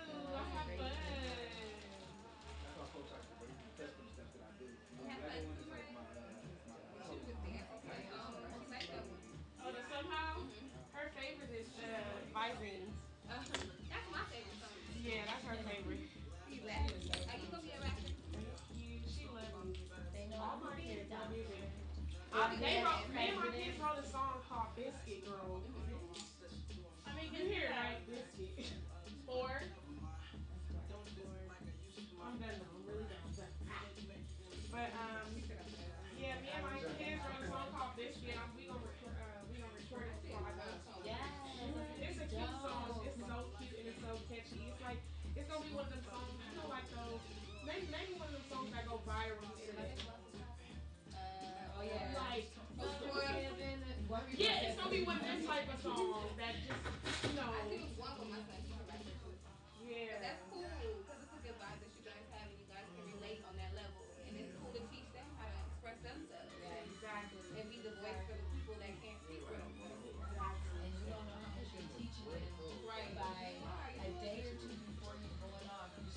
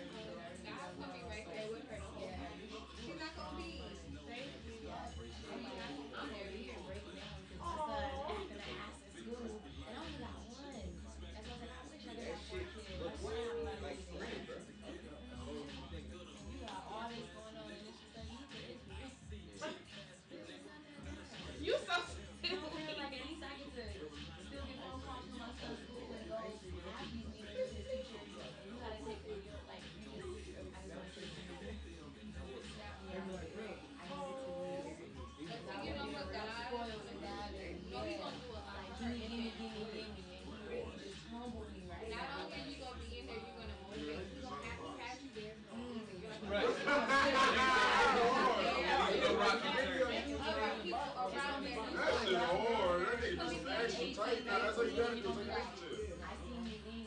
Because you hear on the perfect. So That shit hard. How much show you have? Yeah. That's all But that's what's up. But you, I was like, oh my gosh, you That's good. I didn't come here ready to listen. I'm not gonna lie, I came here ready to hop on the mic. Yeah, Ready to yeah. so I'm like, okay, let me put this on my life. Let me bless somebody else right now. 'Cause I'm getting pushed right now. Right. Shit, and you the person that's dating yourself. You don't really have people that everybody expecting 30 minutes, hours. If you ever need something, you go reach out to me. Kids need something.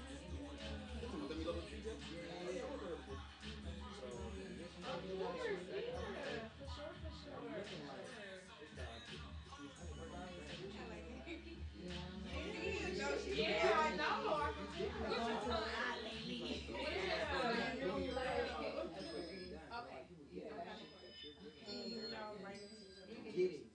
know what I I'm just saying? read my horoscope this morning. Right. Business, I need to have a Capricorn or a Sagittarius because my IG is Zion. And I'm not going to go to that salad. Promotion, you gotta have this in order. Can't do stop, you gotta. Yeah. And I'm a Taurus. Really? What the? Right. That's what I'm Like, saying. we're the only guys. And we the three by the time we Yeah, that's crazy. I know. And my son is Taurus. That's why I Oh, so you just seen it on When random? he asked you, I was like, but I knew it was gonna click with that. Instantly, she did. I don't go to like even at my own party. They're like, that was a whole reason you did it. Right, I'm like, I gave you the way to people that actually need food. And I still have people in my own party that was like, just I'm like, hi, welcome guys. And they're like, This is my party. Yeah, right. hello. But I never act like that. I was just like, okay, whatever, let me go take a shot. Right. And I don't know, own party, but it's just like, I mean, but at least if you're gonna do that and you claim the business cover on, at least introduce it to the God. Yes. Because I tell my niggas like this, you on my station, tell them it's yours. You know what I'm saying? That's how, but you know, it's different situations, different ways. I don't know how the good game, the close game works, but at the end of the day, you need your shit. Yeah, you need your credit. And that's what you ask, and that's simple. Yeah. Right, and they all doing their own thing. You know what I'm saying? Not trying to hate on each other. Exactly. I'm looking sick, but I won't like that. Right. Can I come visit with you guys? Instead of all these songs that she's like great. You never know what the impact. And that's why you be open. But at the end, you be mindful. You still have to be careful. Wow. Just like you never know. 9 times out of 10, you never know who you are. But then the thing, like, I don't even speak about those things. You try to shield her. Even if I don't really got that kind of thing. Right. This is going to be this person, but then these people, they really follow. I'm like, damn. Like, All the way, right. That's what I'm saying. and that's what you were saying, you're like, okay, well, Yeah. but see, even now, like, working with her, like, That's what you gotta have with me though. Because if I was to stay in my lane, I really didn't think he would put me down there but I got him though. And I still would have been able to build my own house, plant my own trees. If that was the case, like I just don't know. But who gets where they go and take your woman to do one thing and freaking you maneuvering the whole way through. but you still have to stay in your shit. Like, when they say, like, when they were talking about, you have your own house. Of course, there's other people going home. You know what I mean? Just make sure you take care of your own. Make sure they deserve that. I don't give it to people just like natural. Like, I don't even really be like, Yeah, I was gonna say the same thing. I don't give a fuck. They can come tell me. I want to make some beer. Right. Here go $5. Especially if you be honest. I love that. I'm like, Right? It's just like you was just, even if they not, I don't know. I just don't have that in me. And you have a lot of people who say that. right, that part. I put that shit. I have real shit.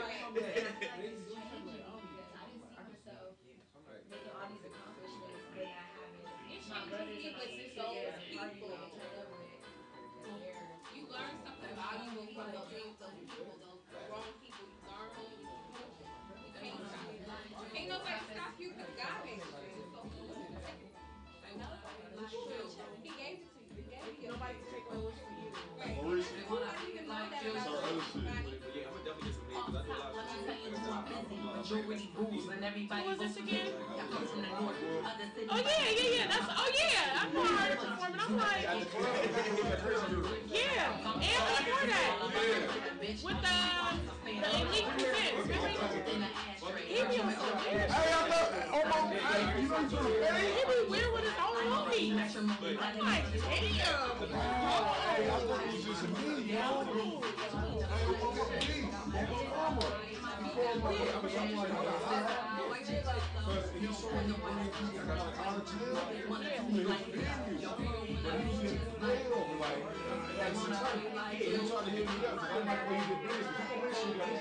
Oh, but then he gonna shoot to the side, low key. Yeah. Exactly. So when he did that shit to me, and he know I bring people, right? He made about 1,200, gave him 6. You know what I'm saying? Gave him 6 because it was getting So, he too funny style. Yeah, he funny style. So he didn't like, hey, bro, you take the right this side, you just know I was like, I didn't hit him back. Yeah. And then so what happened was, I was helping him build his Instagram page because I had gave him the connect to build his Instagram page. He got like 1,000 followers in 5 days. And what I did was, 500 followers in 5 days. And what I did was, I did it through the Elite Presents because, you know what I'm saying? Right. Nigga, that's what you perform for. So he was like, so it's some bullshit. He got mad with me. It's okay, you need some shit where you want a refund. So I was like, here, bro, you should hold on to me. Yeah. Because you let him persuade you. And I got you 600 followers and you had before I met you. You know what I'm saying? Like, but you want to let nigga with 2,000 followers until you something different, go ahead, bro. Then you can't do business, no disrespect. So then, Izoka is on the phone with me. So I call Izoka, and we talking about it. I'm like, bro, like, he up there, man, I think it's something professional. You doing business, people doing business with. I was like, bro, we're 2 different lanes. How was that even, you know what I'm saying? Well, at first he hit me up in the studio. Before all this, he hit me up in the, like, called my phone. I ignored her. I was like, yo, I'm in the studio right now. No, he said some other shit. He was like, yo, I just want to let you know it's unprofessional. You hit everybody up. You know, get my artists to do it, So he don't got no. Right, and then he said, look, he was like, I was like, look, bro, I'm at the studio, I'm hit you back. I don't care where you at. I said, bro, just letting you know. Do you pay this motherfucker? Yeah, exactly. Where you at? You know where you want to let's talk right now. So, yeah, exactly. So, like me, I already know I'm on a different level. You know, like, I'm a business dude. Right. So he calls my phone. No, I call his phone. He like, yo, I think it's disrespectful. No. He's like, bro, I think it's disrespectful. Because I was cool. He was getting hot-headed. I'm like, bro, we both blood, we both business. Like, this shit go like this, bro. Right, it's not that serious. Yeah, it's not that serious. And then so I was like, you know what? So he said something. I was like, look, bro, I'm gonna say like this. I'll let you speak. Because he kept trying to cut me off. Talk a lot. Yeah. I said, look, nigga. I was like, check this out. Look, shut up, because I'll let you speak, my nigga. I respect your space to let you speak. That's my turn. Yeah. So I was like, look, first of all, I think it's disrespectful that how you hit me up when I was in the studio. He's like, I don't care how you took it. I don't care how you took it. I said, you know what? You a dick up to you, hook up, you punk motherfucker. You still got 2,000 lousy ass followers when I met your punk ass. Right. I was like, nigga, you only got 8 niggas at your shows, nigga. The only thing you got is triple threat. Bitch ass nigga. Hung up, nigga got hot. I'm like, he was like, nigga, what? We should have faded right now. I'm like, how you gonna first fight me and you fight the case? Right. Like, you bitch ass nigga. Beat up your baby mama, you bitch ass nigga. A woman beat her ass nigga. Oh, he don't get no respect. Yeah, no respect. That's what I'm saying. No respect. You don't get, like, you got a domestic violence. You don't get no points for that, nigga. No points, my nigga. You have to fight like, man, I ain't your baby mama, I beat the fuck out of you. Yeah, and those be the ones that be getting beat up. Yeah, like, nigga, don't come at me. That's what I was like, nigga, you got me fucked up. And I'm like, your shit wasn't even serious, like on a money shit. Your shit was a petty shit that could have been avoided. Because you up there beating on women, you bitch ass nigga. Yeah. Fuck out of here. He should have just stayed cool. Just yeah, like, I calm. I already know. Yeah, because I had an issue with him before at an event to where he just kept putting me off. Like, all right, I'm gonna get to you. And I'm like, that's what you just. And the crazy thing that made me mad is I'm like, you putting on artists that's whack as fuck. Nobody wants to hear this shit. Right. You already know that when I perform, I'm gonna turn the fucking crowd around. I'm gonna have everybody turned up. So why would you keep making me wait? So finally, I had to just go off. Yeah. And then finally, all right, go ahead. Yeah. Oh, okay, my nigga. Exactly. The fuck you mean, nigga? Yeah, he gonna get this last, what's the name? I have to take a little break, you we gonna take a real break. Yeah, you know what I mean? Had to, man. Okay. Alright. That's crazy. Y'all can sit right here. Yeah, that's crazy though. Yeah, I thought it was just me though, dude. I swear to God. No, that's just how he is. No, his own homies feel like that. Yeah. His own homies feel like that. He do his own homies like that. That is funny as shit. Saturday. Yeah, my video shoot Monday too for Visine. So anybody pull up, whatever. I'll be posting the info on Instagram. I do. I'm scared of tattoos. Even though I have 22 of them. Hey, that's why I ain't even got no more since 09. Shit. No, for real. That's yeah, me on too. my mama. I got a whole sleeve like. I'm trying to get a whole galaxy around my stomach, back, all that. Yeah, man, I'm solid. That's gonna take some sessions. Gotta holla at you. Oh yeah, you do tats. Yeah, you do tats. It takes some Oh, sessions. I need somebody to fix my chest for me real bad. Yes. Okay. Let's work on that. Be official. Yo, what's good? This be your boy DJ Show from Plan A Radio. We still live right now, you know. We having a dope ass show, man. We just have to give y'all a brief intermission real quick, you know what I'm saying? We've been going on, rippling, rambling all day, you know what I'm saying? Shout out to Bonnie Dollars for coming through. Shout out to Bonnie Dollars. Yes. Yeah, man. So who we here with today? You know what I mean? Who we here with? Hey, Cali Nova, one and only. Yeah, checking it out, y'all. Thank you for having me. Oh, most definitely. Thank you for coming. Yeah. Thirsty Thursdays. Just kidding. It's your girl, Nika the Truth, y'all. Back at it again. I know you guys missed me. It's been like 2 years. Same studio. Meant to be. That's what's up. Mr. Sick with the wrist right here. You know what I'm saying? CI Customs in the building right now. Shout out to the real DJ. You know what I'm saying? Show. Man, appreciate y'all, man, for coming, man. We just up in here at the station, you know, just shooting the shit, you know what I'm saying? So how was y'all week, you know what I'm saying? And all that other stuff. Cole, what's popping with you, bro? Man, it's been a blessing of a week. Man, this is only for, you know, promotional purposes. It's only for giving life purposes. I work with Adidas this past weekend. I'm a lead brand ambassador for Adidas. They just promoted me. Thank you. Thank God. Did a football event for them. Monday, I'm on this football pilot. Tuesday night, I was on this football pilot from 5 p.m. to 6 in the morning. And then finished up my internship with the LA Clippers. Shout out to the LA Clippers, even though they took that L to the Lakers. Hey. You know what I'm saying? But it's Clippers gang all day. But it's just been a busy but successful week. Just, you know, being from Delaware, small city, small town, we didn't have opportunities like this. So me being able to post on social media and tell, you know, people from my society that, you know, you can come out and you can make it out of your small town and you could be something, you know what I'm saying? It's just a blessing. So it's been this week has just been like, yo, Adidas, football pilot, Clippers. I would never have done this shit a year ago. So it's just been like a realization that, yo, when you do what you're supposed to be doing, God go open doors for you. Hey, man. that's the truth. Won't he do it? Yeah, man, that's definitely, man. I'd like to give a round of applause for that right there.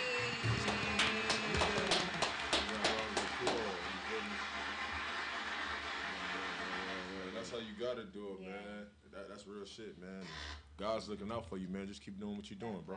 Even when you ain't looking out for yourself. Oh, yeah. That's real. That's a fact. That's real as hell. That's the realest statement. You ain't never lied on that one. What's going on, though? But let me ask y'all a question, though. Did y'all watch the game? Which game? The OKC game where the commentator said something about Russell Westbrook? No. This dude, he said, no, it was not Russell Westbrook. It was, what's that dude that be shooting all the threes? Light-skinned nigga. From the, you know what I'm talking about? I'm like, he's asking Steph the wrong Curry. side of the Steph table Curry. right now. So Steph Curry was up there spazzing out on the basketball court, right? Oh. And the white commentator gonna say, oh, wow, Steph Curry, he's all this cotton picking mind. No. Yeah. Y'all didn't see that? Yeah. No. You seen that shit? Mad disrespectful. Yeah. Yo, so what they gonna do about I'm it? sorry, it was kind of funny though. Probably nothing. I blame my upbringing. They tripping off a dude taking a knee, but they'll let a whole commentator say a cotton picking mind and nothing happens to him.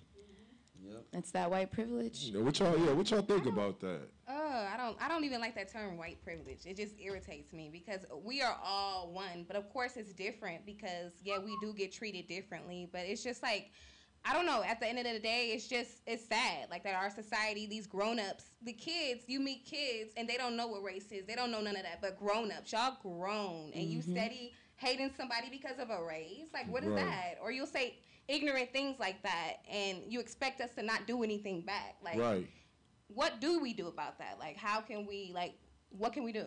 We show love.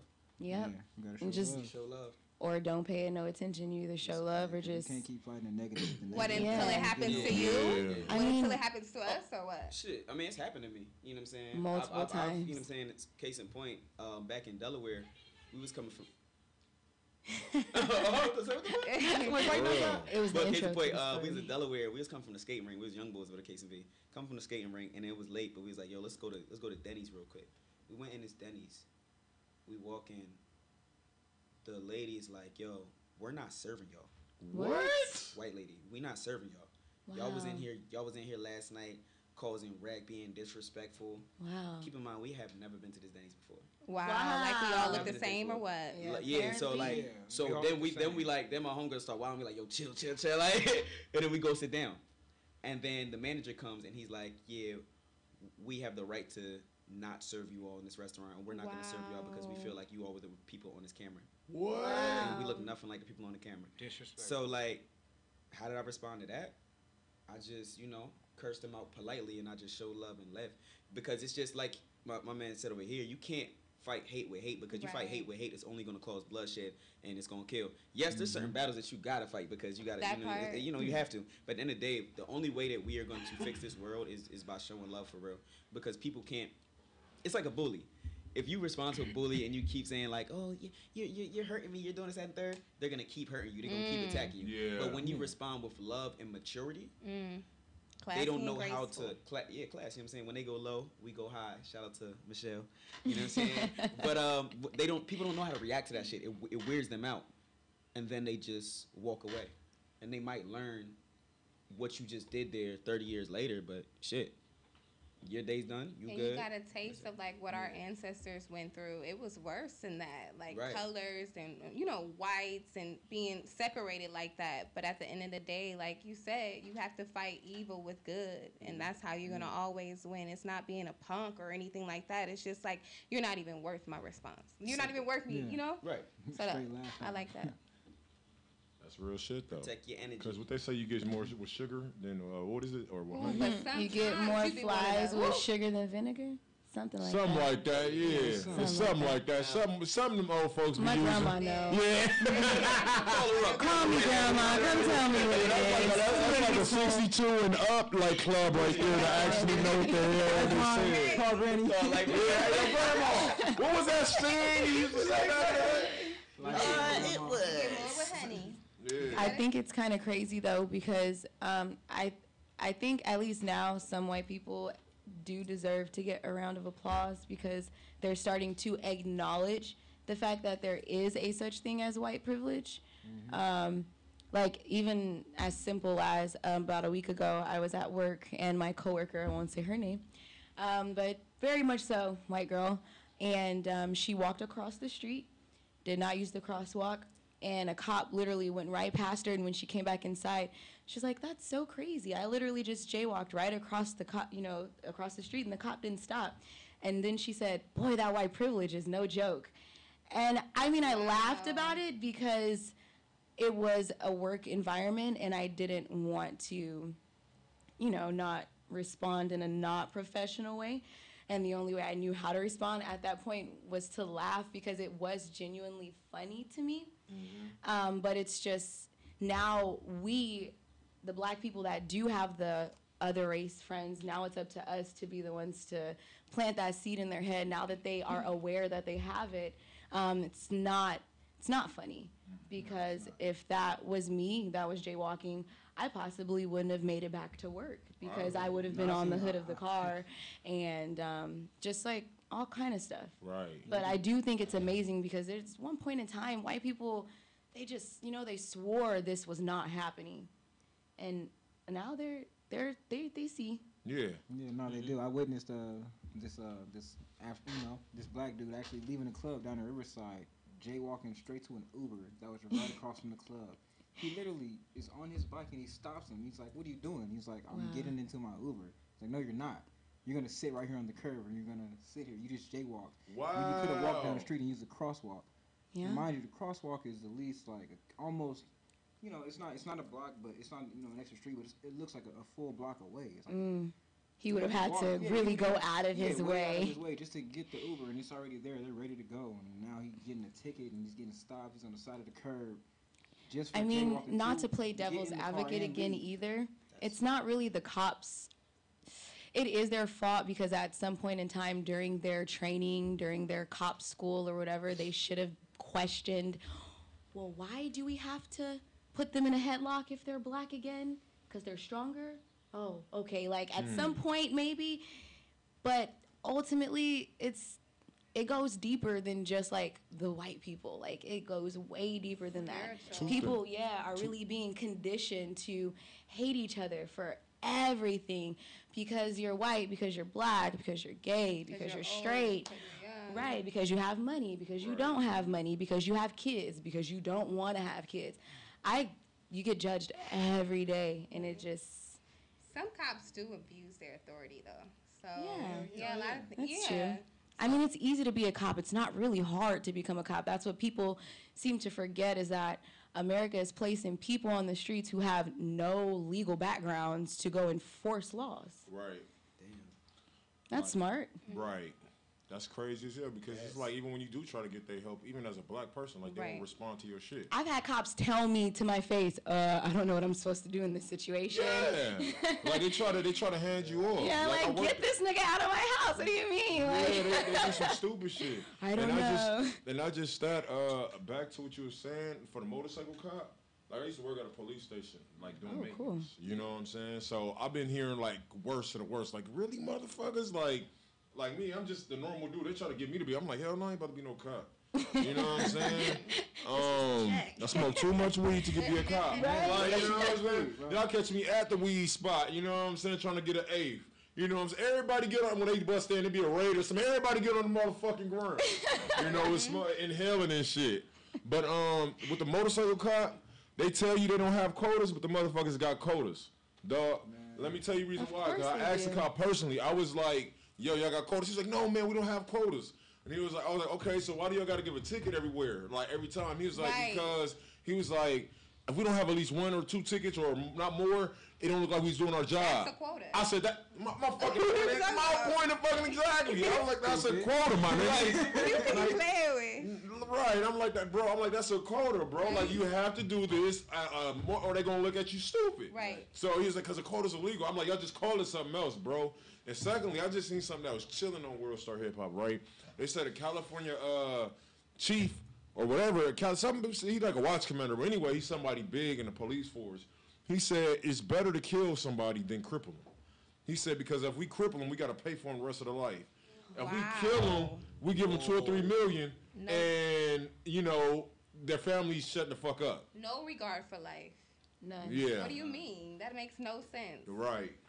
Until it's you, until it's him. Right. You know what I mean? Your family, now you gonna switch up. Right. That part. And that shit was chilling as fuck because somebody got him on like recording this nigga saying that shit. And that's what I was like. And about like my homeboy Red Dollars, he almost got killed by the police. And then he was like, man, I wasn't even doing that. He was like, I knew they was gonna shoot me. Mm-hmm. And then he was like, and I lived, thank God. And he was like, they said I had a gun. They ain't find no gun, no knife, no nothing on me. He was like, but something in my head told me to turn.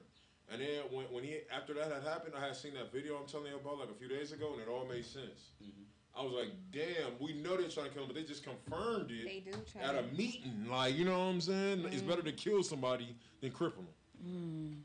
I said, get the fuck out of here. My boyfriend, he was going to come with me today, but he had to go to court. But he's fighting a case, and pretty much they shot at him. And, what? Yeah, and they missed him by like inches over his head. So yeah, that's what they're doing, trying to kill him. And it's just like crazy. And then they trying to give him charges for things that he didn't do, like he tried to attack them. So it's like a cop. They pretty much said that they were threatened, and that's why they did what they did. But thank God, God was with him to protect him and cover him. But there's so many things like this happening, and you know, some people don't make it. out because of all this stuff. But yeah, that is crazy that you just said that because they switch up everything, wordage. Even one time when we got stopped, I was with my boyfriend again, and it's just like they will harass you because he's going through a case. And I believe that that's what's going on. So they took me out of the car, had me in the middle of the fucking road, and my hands up. I'm in a skirt and heels. I'm on my knees. They got guns pulled on me and everything. I'm like, well, what the hell happened? Like, you know what I mean? Oh, put me in cuffs. Oh, we're not arresting you. You're just being detained. That's the same fucking shit. I'm sitting out here. I don't have a record. I don't have anything. But you're trying to pretty much harass him because of this incident. You know what I mean? It's just crazy how they're able to even do this type of stuff. Like, we all got to stand. We got to use our voices. We got to talk. We have to. You're right. Definitely. I have a son. I was just gonna son. Me too. And I was just going to say it has to start with the youth. I look at my son every day, and I promise myself that he's not going to end up like any of these cases. Like, but that's what they want to happen. Have you heard of the school to prison pipeline? No. By the time your child is in 3rd grade, they are going to know if they're making a bed for your child in the prison or not. Wow. Based off of their school scores, their reading scores, their behavior. By the time they're in 3rd grade, they're getting that tax money ready to make a room for your child to end up in prison. These schools are racist too. I was having my son in a school in Palmdale when I came out here, and he was new to this class. So the little girl called him fat. The little girl called him a name. He called her fat. They took my son to the office. What? Did not take the little girl to the office. It's both of them. So why would you take my son? And then the principal went to the principal's office. Because of this matter. Then that teacher kept trying to send my son to the office like he's my kid is a straight A student. And he's very opinionated. Like, he should speak his mind. I never taught him to not speak his mind and be who he is. But for you, like, I had to tell the principal, I had to take him out of that school. He had to be homeschooled for a certain amount of time because they kept sending him to the principal's office. Black for people, what we go through. I switched my son 2 or 3 schools as well because of the same thing. Wow. Because he's so smart. I know I love all races, I do, but unfortunately it does boil down to science, and Black people, we are just made different, and our young Black men are not made to sit in a fucking classroom. It's true. No, that's the whole preparing us to not have our dreams. Let's train them now to do what we want them to do. Right. I'm sorry, my son is not gonna do what the fuck. No, he don't even do what I want him to do. That's how I know he's a true king, and he's gonna definitely be successful. But it's just finding that balance of like, baby, you can speak your voice until you see them red and blue lights. Then you got to be quiet. Like it's like hard. It's a safety precaution. It's like you got to do that shit to save your life. Like it's fucked up. It is, but it's just true. Like, dude, it's just like it's like that Stacy moment in the wood. It's like, yo, shut up, Stacy. Like, you know what I'm saying? Because it's like, damn, this shit could kill us right now. Like real life. you got people like that's like hella racist. Like, I mean, in the 90s, maybe you could get away talking shit to the cops. Early 2000s. But now these niggas killing you on camera with body cams and not giving a fuck. With body cams. Yeah, so all that talking shit is like, yo, man, you like, niggas really chill and figure another way to do it because these niggas is killing niggas shooting niggas in the back while they walking away. Yeah. Women and men. Remember, women that, she did Sandy Speaks. It's a real life genocide. What's her name? That lady that got killed in jail? I know Sandy. Sandra Bland. In jail because she was talking shit to him about, you know, I got you, and they knew for a fact that she had knowledge of everything. And how all of a sudden she just died right inside the jail. And nothing was ever solved because of that. Like, what happens? Why do we have to even go through things like that? And then I still even, like, I had on my page was hacked, so I have a new page. Follow me if you guys. Callie Nova Love. But I had on my page a video of her. And if you look at her videos, like, just listen to what she said. She's just trying to uplift our community. And this is the reason why she died, but you have to keep all these people that are monumental and they did speak their voice and they're not here no more. Continue to show them love. Continue to, you know, and we have to do it now. That's why God has given us this platform, you know, to do it. So thank you for it, and we need to just continue to do it, and we need to band together and really, really do this. And stay strong. For our people. Seriously. That's real shit. You know, you gotta, the illest thing though is like a lot of people in our society we have like powerful voices, but we're not willing to die for our beliefs. That part. And that's really what it is. You like, gotta be Malcolm ready to die X, for it. MLK, you know what I'm saying? So many different, you know, historical people, they were willing to die for their beliefs. Right. Because once you make that shift, you're a POI. You're a person of interest. Right. And once you're a person of interest, any day, they're going to come at you, knocking at your door. I don't think it's time yet. I truly don't think the black community has been, we're going to snap in a good way, not in a bad way. We're going to wake up, but we still don't really feel like this is real. Like, you know, we don't have anything to lose. Like, I'm talking about racism, but like, look at me. Like, do I think I really look like I give a fuck about racism? I'm still going to work, still making my money, you know, like. That's real shit. But there is gonna come a point in time where, yeah, it don't matter. I hope it don't happen, but it's gonna come a point in time. It don't matter if there's cameras, who's there. It could just be a cop just having a bad day. He just spaz. He shoot up whole school full of black people. They don't care. They're gonna say he had a mental breakdown. It's just gonna start being more stuff back to back to back, and finally the black community is just gonna get scared. But we're not ready to die for it yet, because we had our sense of like our identities like ripped from us. You know, why should be ready to die for something that we don't even really know who we are either.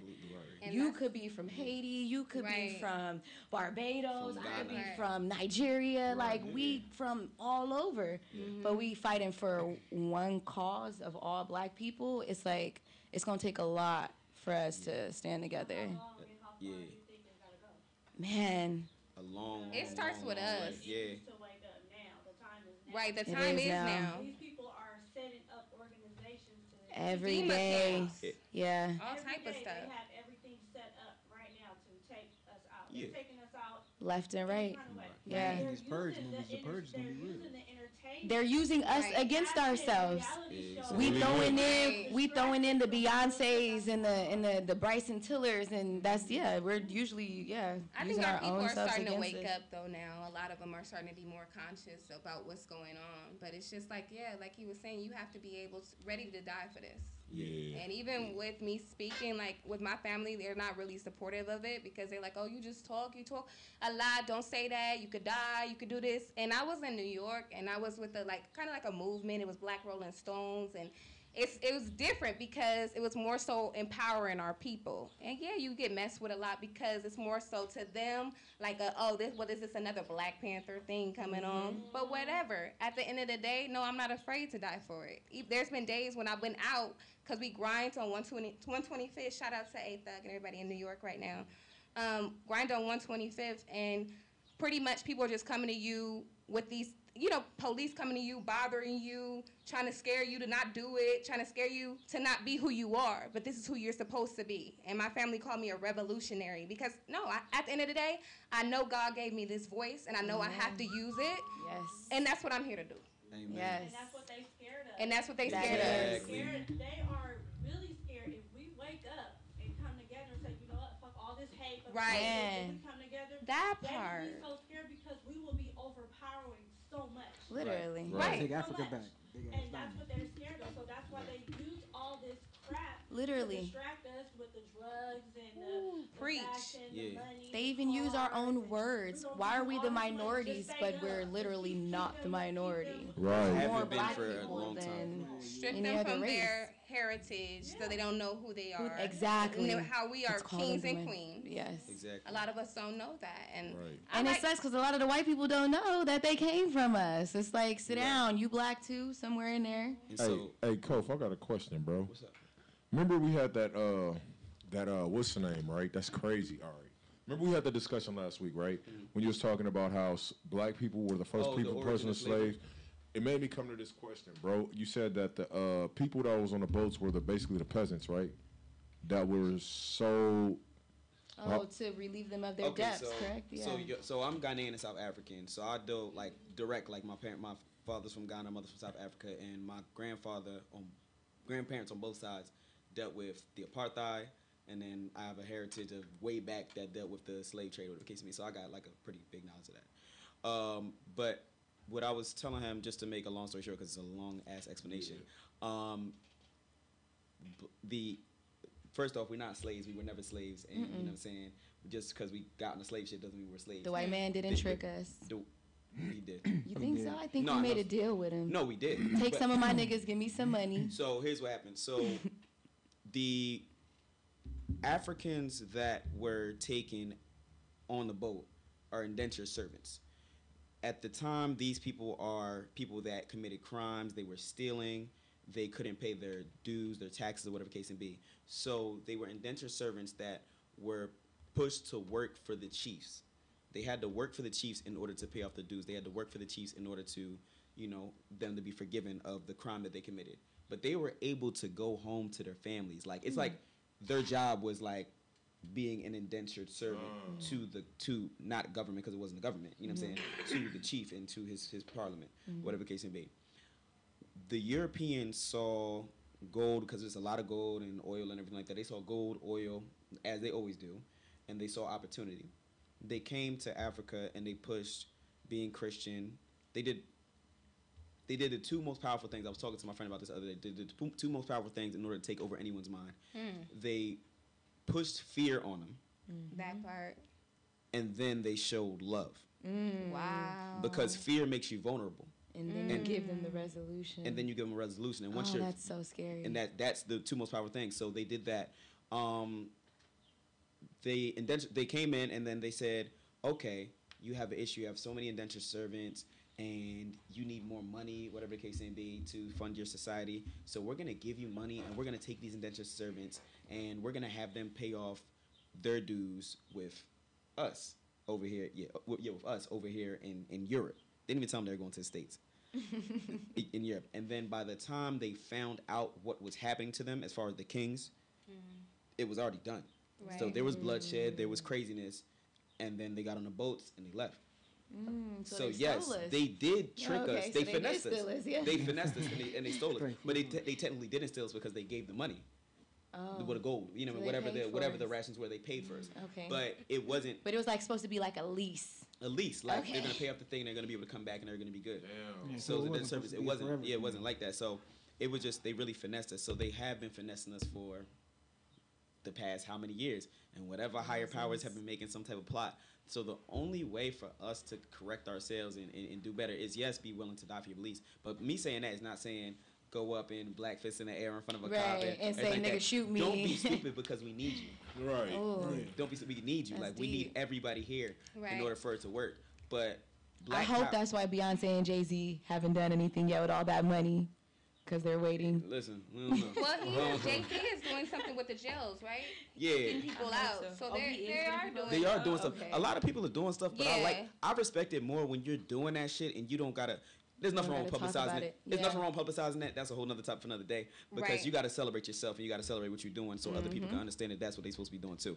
But it's just, you got to be smart. Like, if you get too out there with it, Sandra Bland, you see what happened to her. But how was she too out there with it? What do you mean by that? She was posting on social media. Good things. Great things and great woke things. But you have to be tactful with how you're posting. You have to be tactful with how you're getting yourself out there. Yes, I agree. I'm not saying she wasn't doing good things, but I'm saying once you put yourself too much out there, you think they can't find you. But it's the freedom of speech. That's not even real anymore. Freedom of speech was never real. Oh, okay. So that tells you, once again, you have to be mindful to what you say. So you can't just be who you are. Once again, that's what it's saying. You have to, because everything that she did, if you go down her timeline or whatever she still has, it wasn't anything to say, go against them now.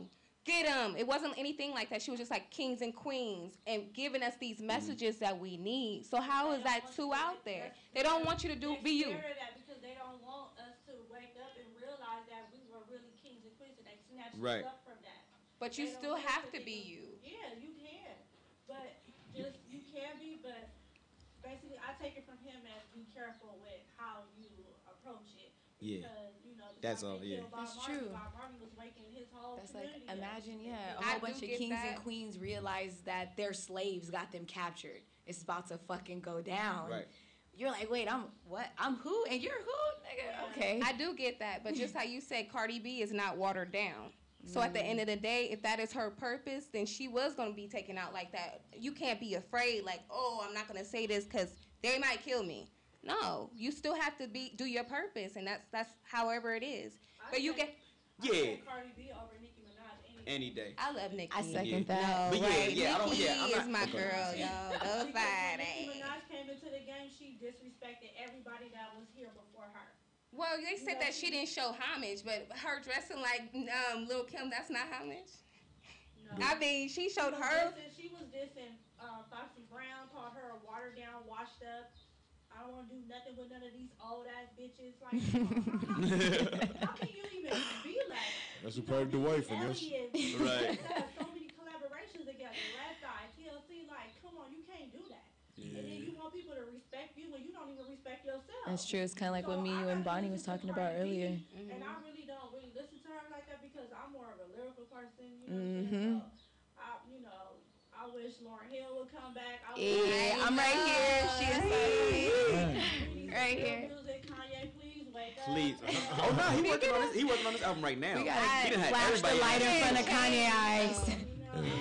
Flash the light and bring him back. I don't want to hear nothing about your pussy all day long. Please, right? Find you all over the world and to buy you all this shit. You can buy your own shit. Right. It's like it gets old. But speaking of Africa, and I like how you said your family is from what? Ghana? I'm Ghanaian and South African. My stepdad was Nigerian, so I had that, but I've always been like connected to Africa. I eat the fufu and everything like that. But why don't African Americans want to go to Africa? But you see so many different white because people. Do you know what they show us Africa looks like on TV? If they really, but this is where we are though. Like, it's a distraction. If we don't have the money, first of all black people is in the hood. So it's not like we in Beverly Hills, like we could be like, should we go to Africa next week? Like, no. Right. We're trying to figure out how we gonna pay. That's a real son. You trying to figure out how you gonna pay your bills. But nah, I feel you on both ends though. Honestly, I didn't know what Africa looked like for real until I saw the Ludacris video. Like, all over the world. I said, nigga. I said, what the fuck is that? I was like, nigga. I was like, what resort is this? Ain't no resort. That's Africa. Yeah, I know. But when I was young, like she was saying, they only show you the little feed. They show you little African actors. Kids crying. Yeah. They show flies on their face. Trust me. Still living in Adobe Cloud. I'm like, we got that all in the hood. We still got that in the hood. Right. Like, we got that same little kids in the hood. In the hood, right? Why do we got them same kids that check on TV in Africa and these Ross projects, these Inglewood projects, and everything. Not to mention a song with the guy in Tanzania, Africa. So like it's like the same. They have recording studios. Man. They have every different. Yeah, we got everything and more. They're advanced. We got everything and more. It's very advanced, but like. Just like, I mean, she said it without me saying it. It's what they show you on TV. Entertainment. I became an entertainer because entertainment is the most powerful weapon in the world. Right. You know what I'm saying? Not because I don't give a fuck about being famous. But it's just the most powerful weapon in the world. You know what I'm saying? Entertainers rule the world. It rules the world. So black people don't even want to get on a plane because they show movies with plane crashes. Oh, yeah. You know what I'm saying? That fear I know a lot of homies that, you know what I'm saying, I was blessed to, I'll say blessed, not privileged. I was blessed to be able to travel to Ghana and South Africa and be very connected to that because of my parents. Right, and that's dope. But thank you, I appreciate that. But I got a lot of homies that they like, yo, bro, I ain't never left Philly. Like, yo, bro, I ain't never that left part right there. Stuff like that. And I be telling them like, yo, you gotta get out. We just gonna go. So that's up to us as Africans. Because the other issue is they turn Africans against African Americans. And I was just gonna say, you are the nicest African that I've ever met because majority of them, they do. I be wanting to ask questions like, can I, what's up? Can you take me back with you?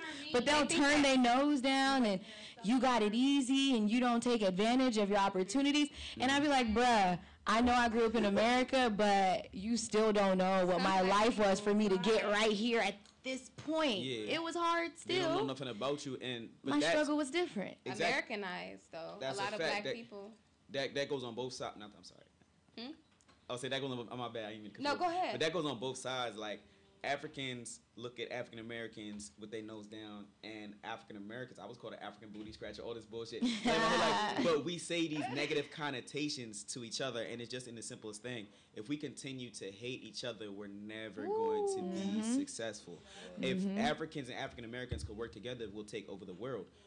Case in point, That's Black the Panther. point. Black Panther.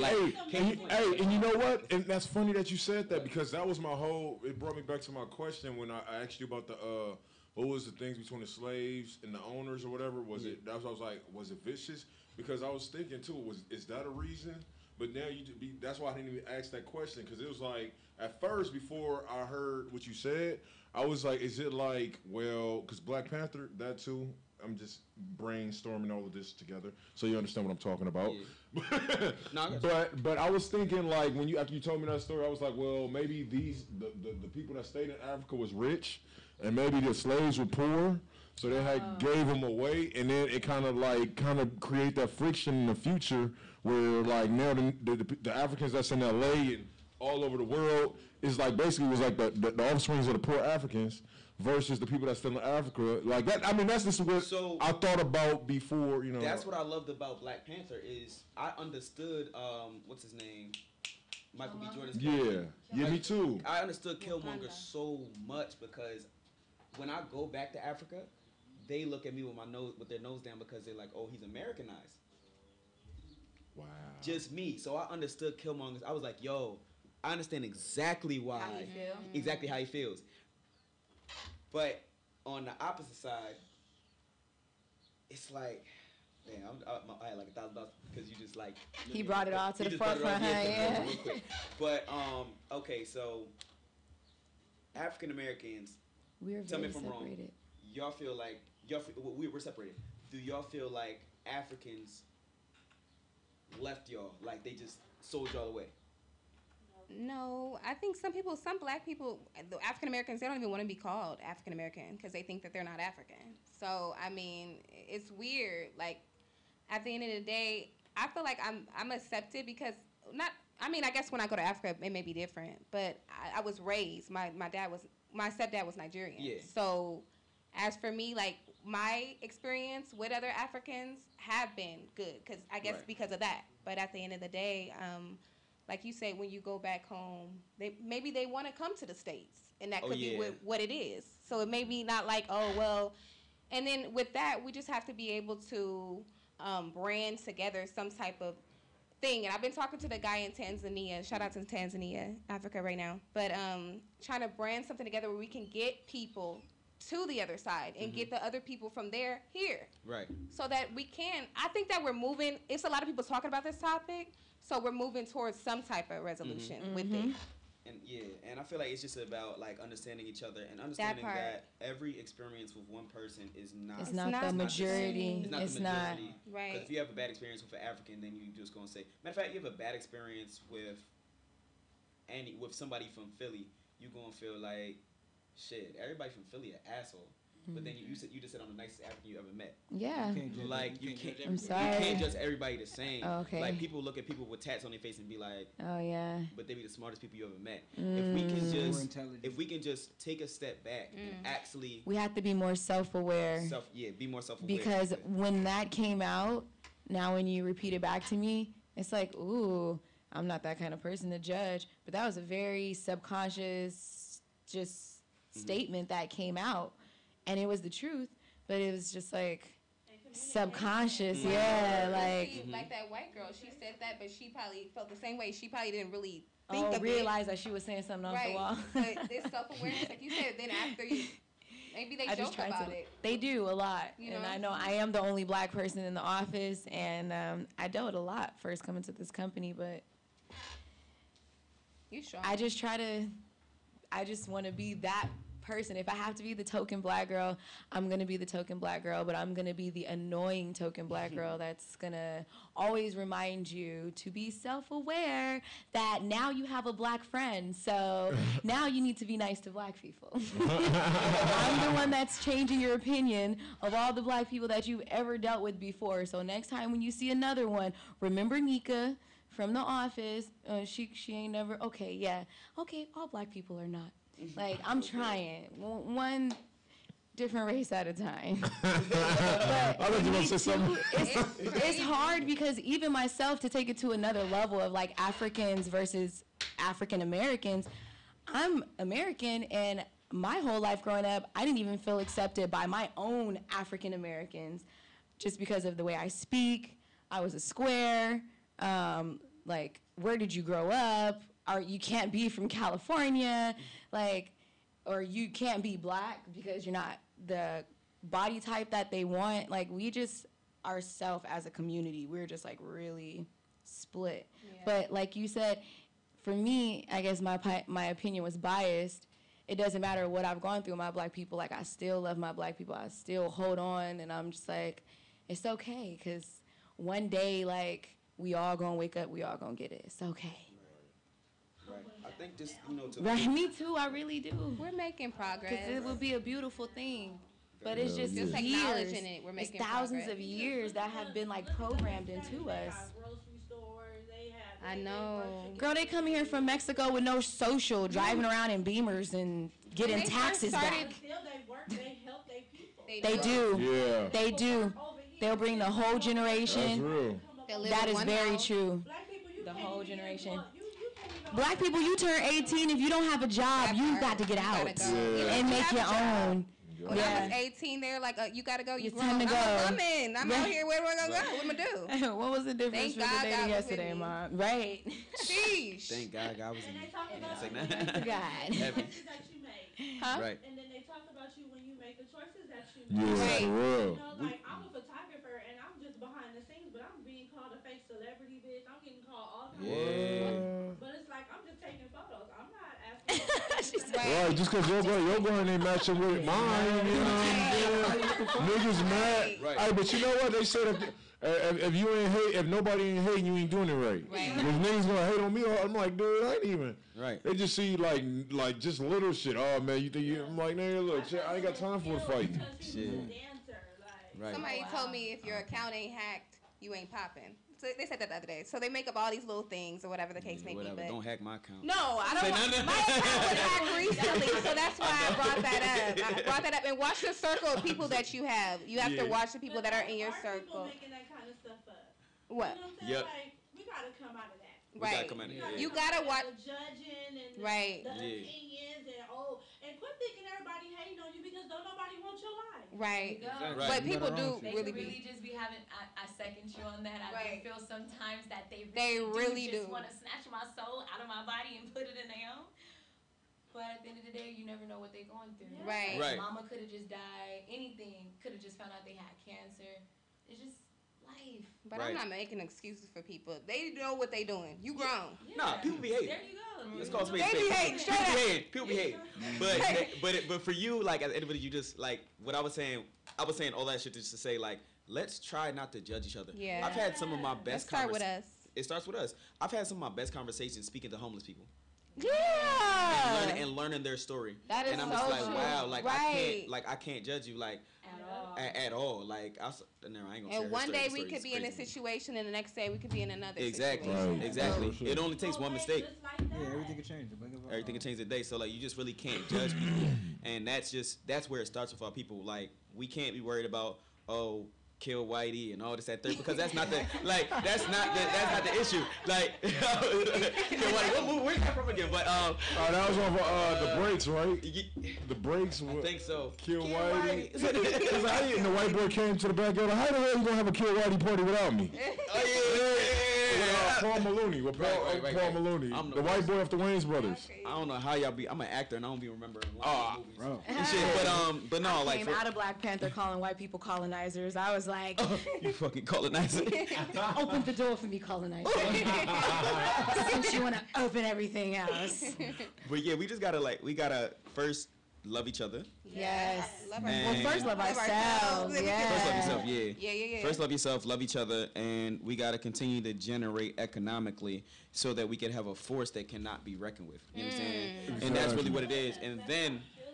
And then we won't even have to fight because the war would already be won because we already have control over everything.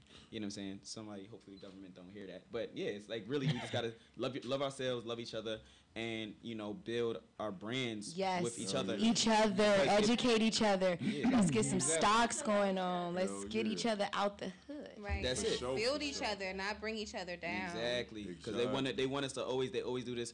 Oh, who's better, Cardi B or Nicki? Who's better? Yeah, it's always Meek or this? Who's better, that? I don't even want to be on my phone no Exactly. They're doing that because they want to turn us against each other. Right. Oh, You know yeah. what I'm saying? People don't... Divide and conquer. Divide and conquer. Mm-hmm. It's to the point, like, all right, so I'm a host. My bad. No, my you bad. think, I saw this on the I was saying, he did a Dave Chappelle wrap it up button. Yeah, wrap that shit up, B. Wrap it up. Yeah. But like I said, I'm a host. Like, but if I see somebody say, "Yo, I'm a host. I'm trying to learn," I'm gonna help them learn. And I'm hoping that they be better than me. Right, so you could say she taught, he taught, yes. Exactly. And not even That's so I so can say, so deep. you can live out your fucking life. Yeah. I don't care. You ain't gotta quote me. You ain't gotta add me. You ain't gotta be no credit because I just want you to live your best life. But our society is built that if I'm a hairstylist and another person comes up to me, oh yeah, I'm a hairstylist too, and you feel like she's talented, you're gonna teach her just enough so she can be okay, but you're not gonna allow her to be great because you think that there's only one lane for hairstylists. They want you to do good, but not better than There's them. hella lanes for everybody. Right. There's hella lanes for everybody. Yeah. Terrence J and Arsenio Hart are not the same host. No, right. But they're both amazingly successful, right? Mm-hmm. So why are we worried about the person next to us being successful and us being able to? Nobody can dim your light. Because your light is your light and nobody's light shines like your light. Right. So if we can do that, then we've already won. In other words, if your life is shitty, he's saying it's your fault. Let's fix it, guys. Let's get it together. And that right there was Plan A Radio Final Thought. Plan A. Hey, what's up, bud? But anyways, man, we had a great show today. And thanks for everybody who came out and checked it out. You know, would love to get another round of applause for all the hosts that came out and everybody. Thank you for having me. I hope I see you all next week.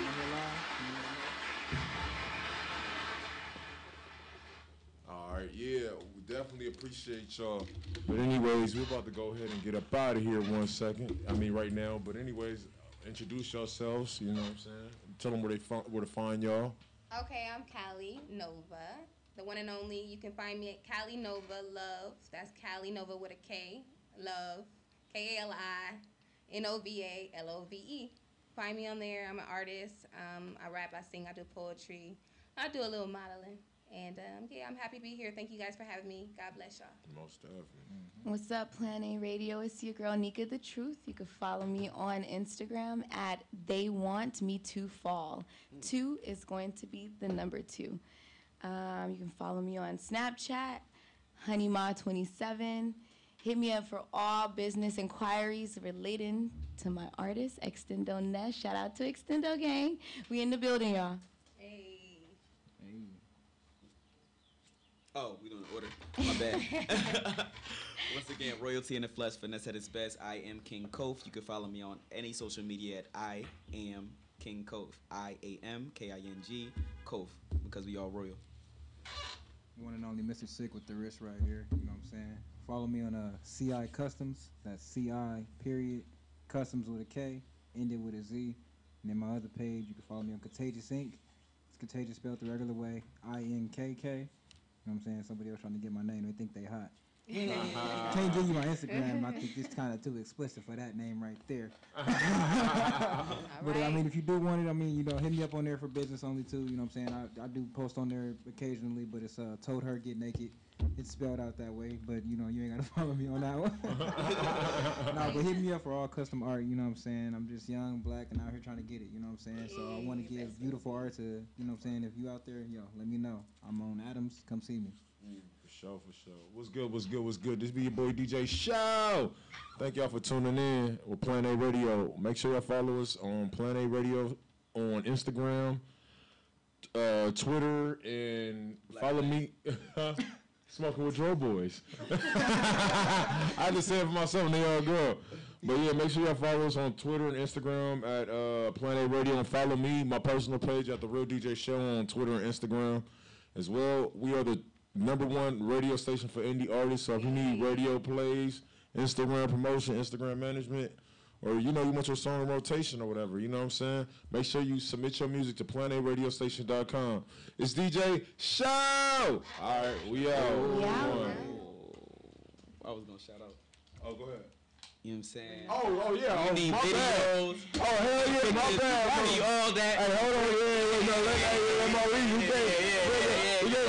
We can't forget about the person behind the scenes. Right. I'm glad. My bad. I got her. She seen hell yeah. I Yeah, she's part of okay. the Plan A crew. Good looking. My bad. Hey, my nigga Queen. Savior. What's up? It's your girl, Queen Boss Love. You know what I'm saying? LA Boston Photography. If you need any, videos, photo shoots, hit your girl up on Instagram at Queen Boss Love. LA Boston Photography on Twitter. You know what I'm saying? And, and I got you. All right. Hey, for sure, yo. You know what it is. Check us out next week, Thursday at 10 o'clock. 10, whatever time we come in, nigga. Y'all just tune in. Tune in, man. Tap in, all right? Hey, Plan A Radio got the Jesus motto. We may not come when you want us to, but we always on time. Always on time. Always on time. I like that. Oh, shit. That's the one. All right, we out. It's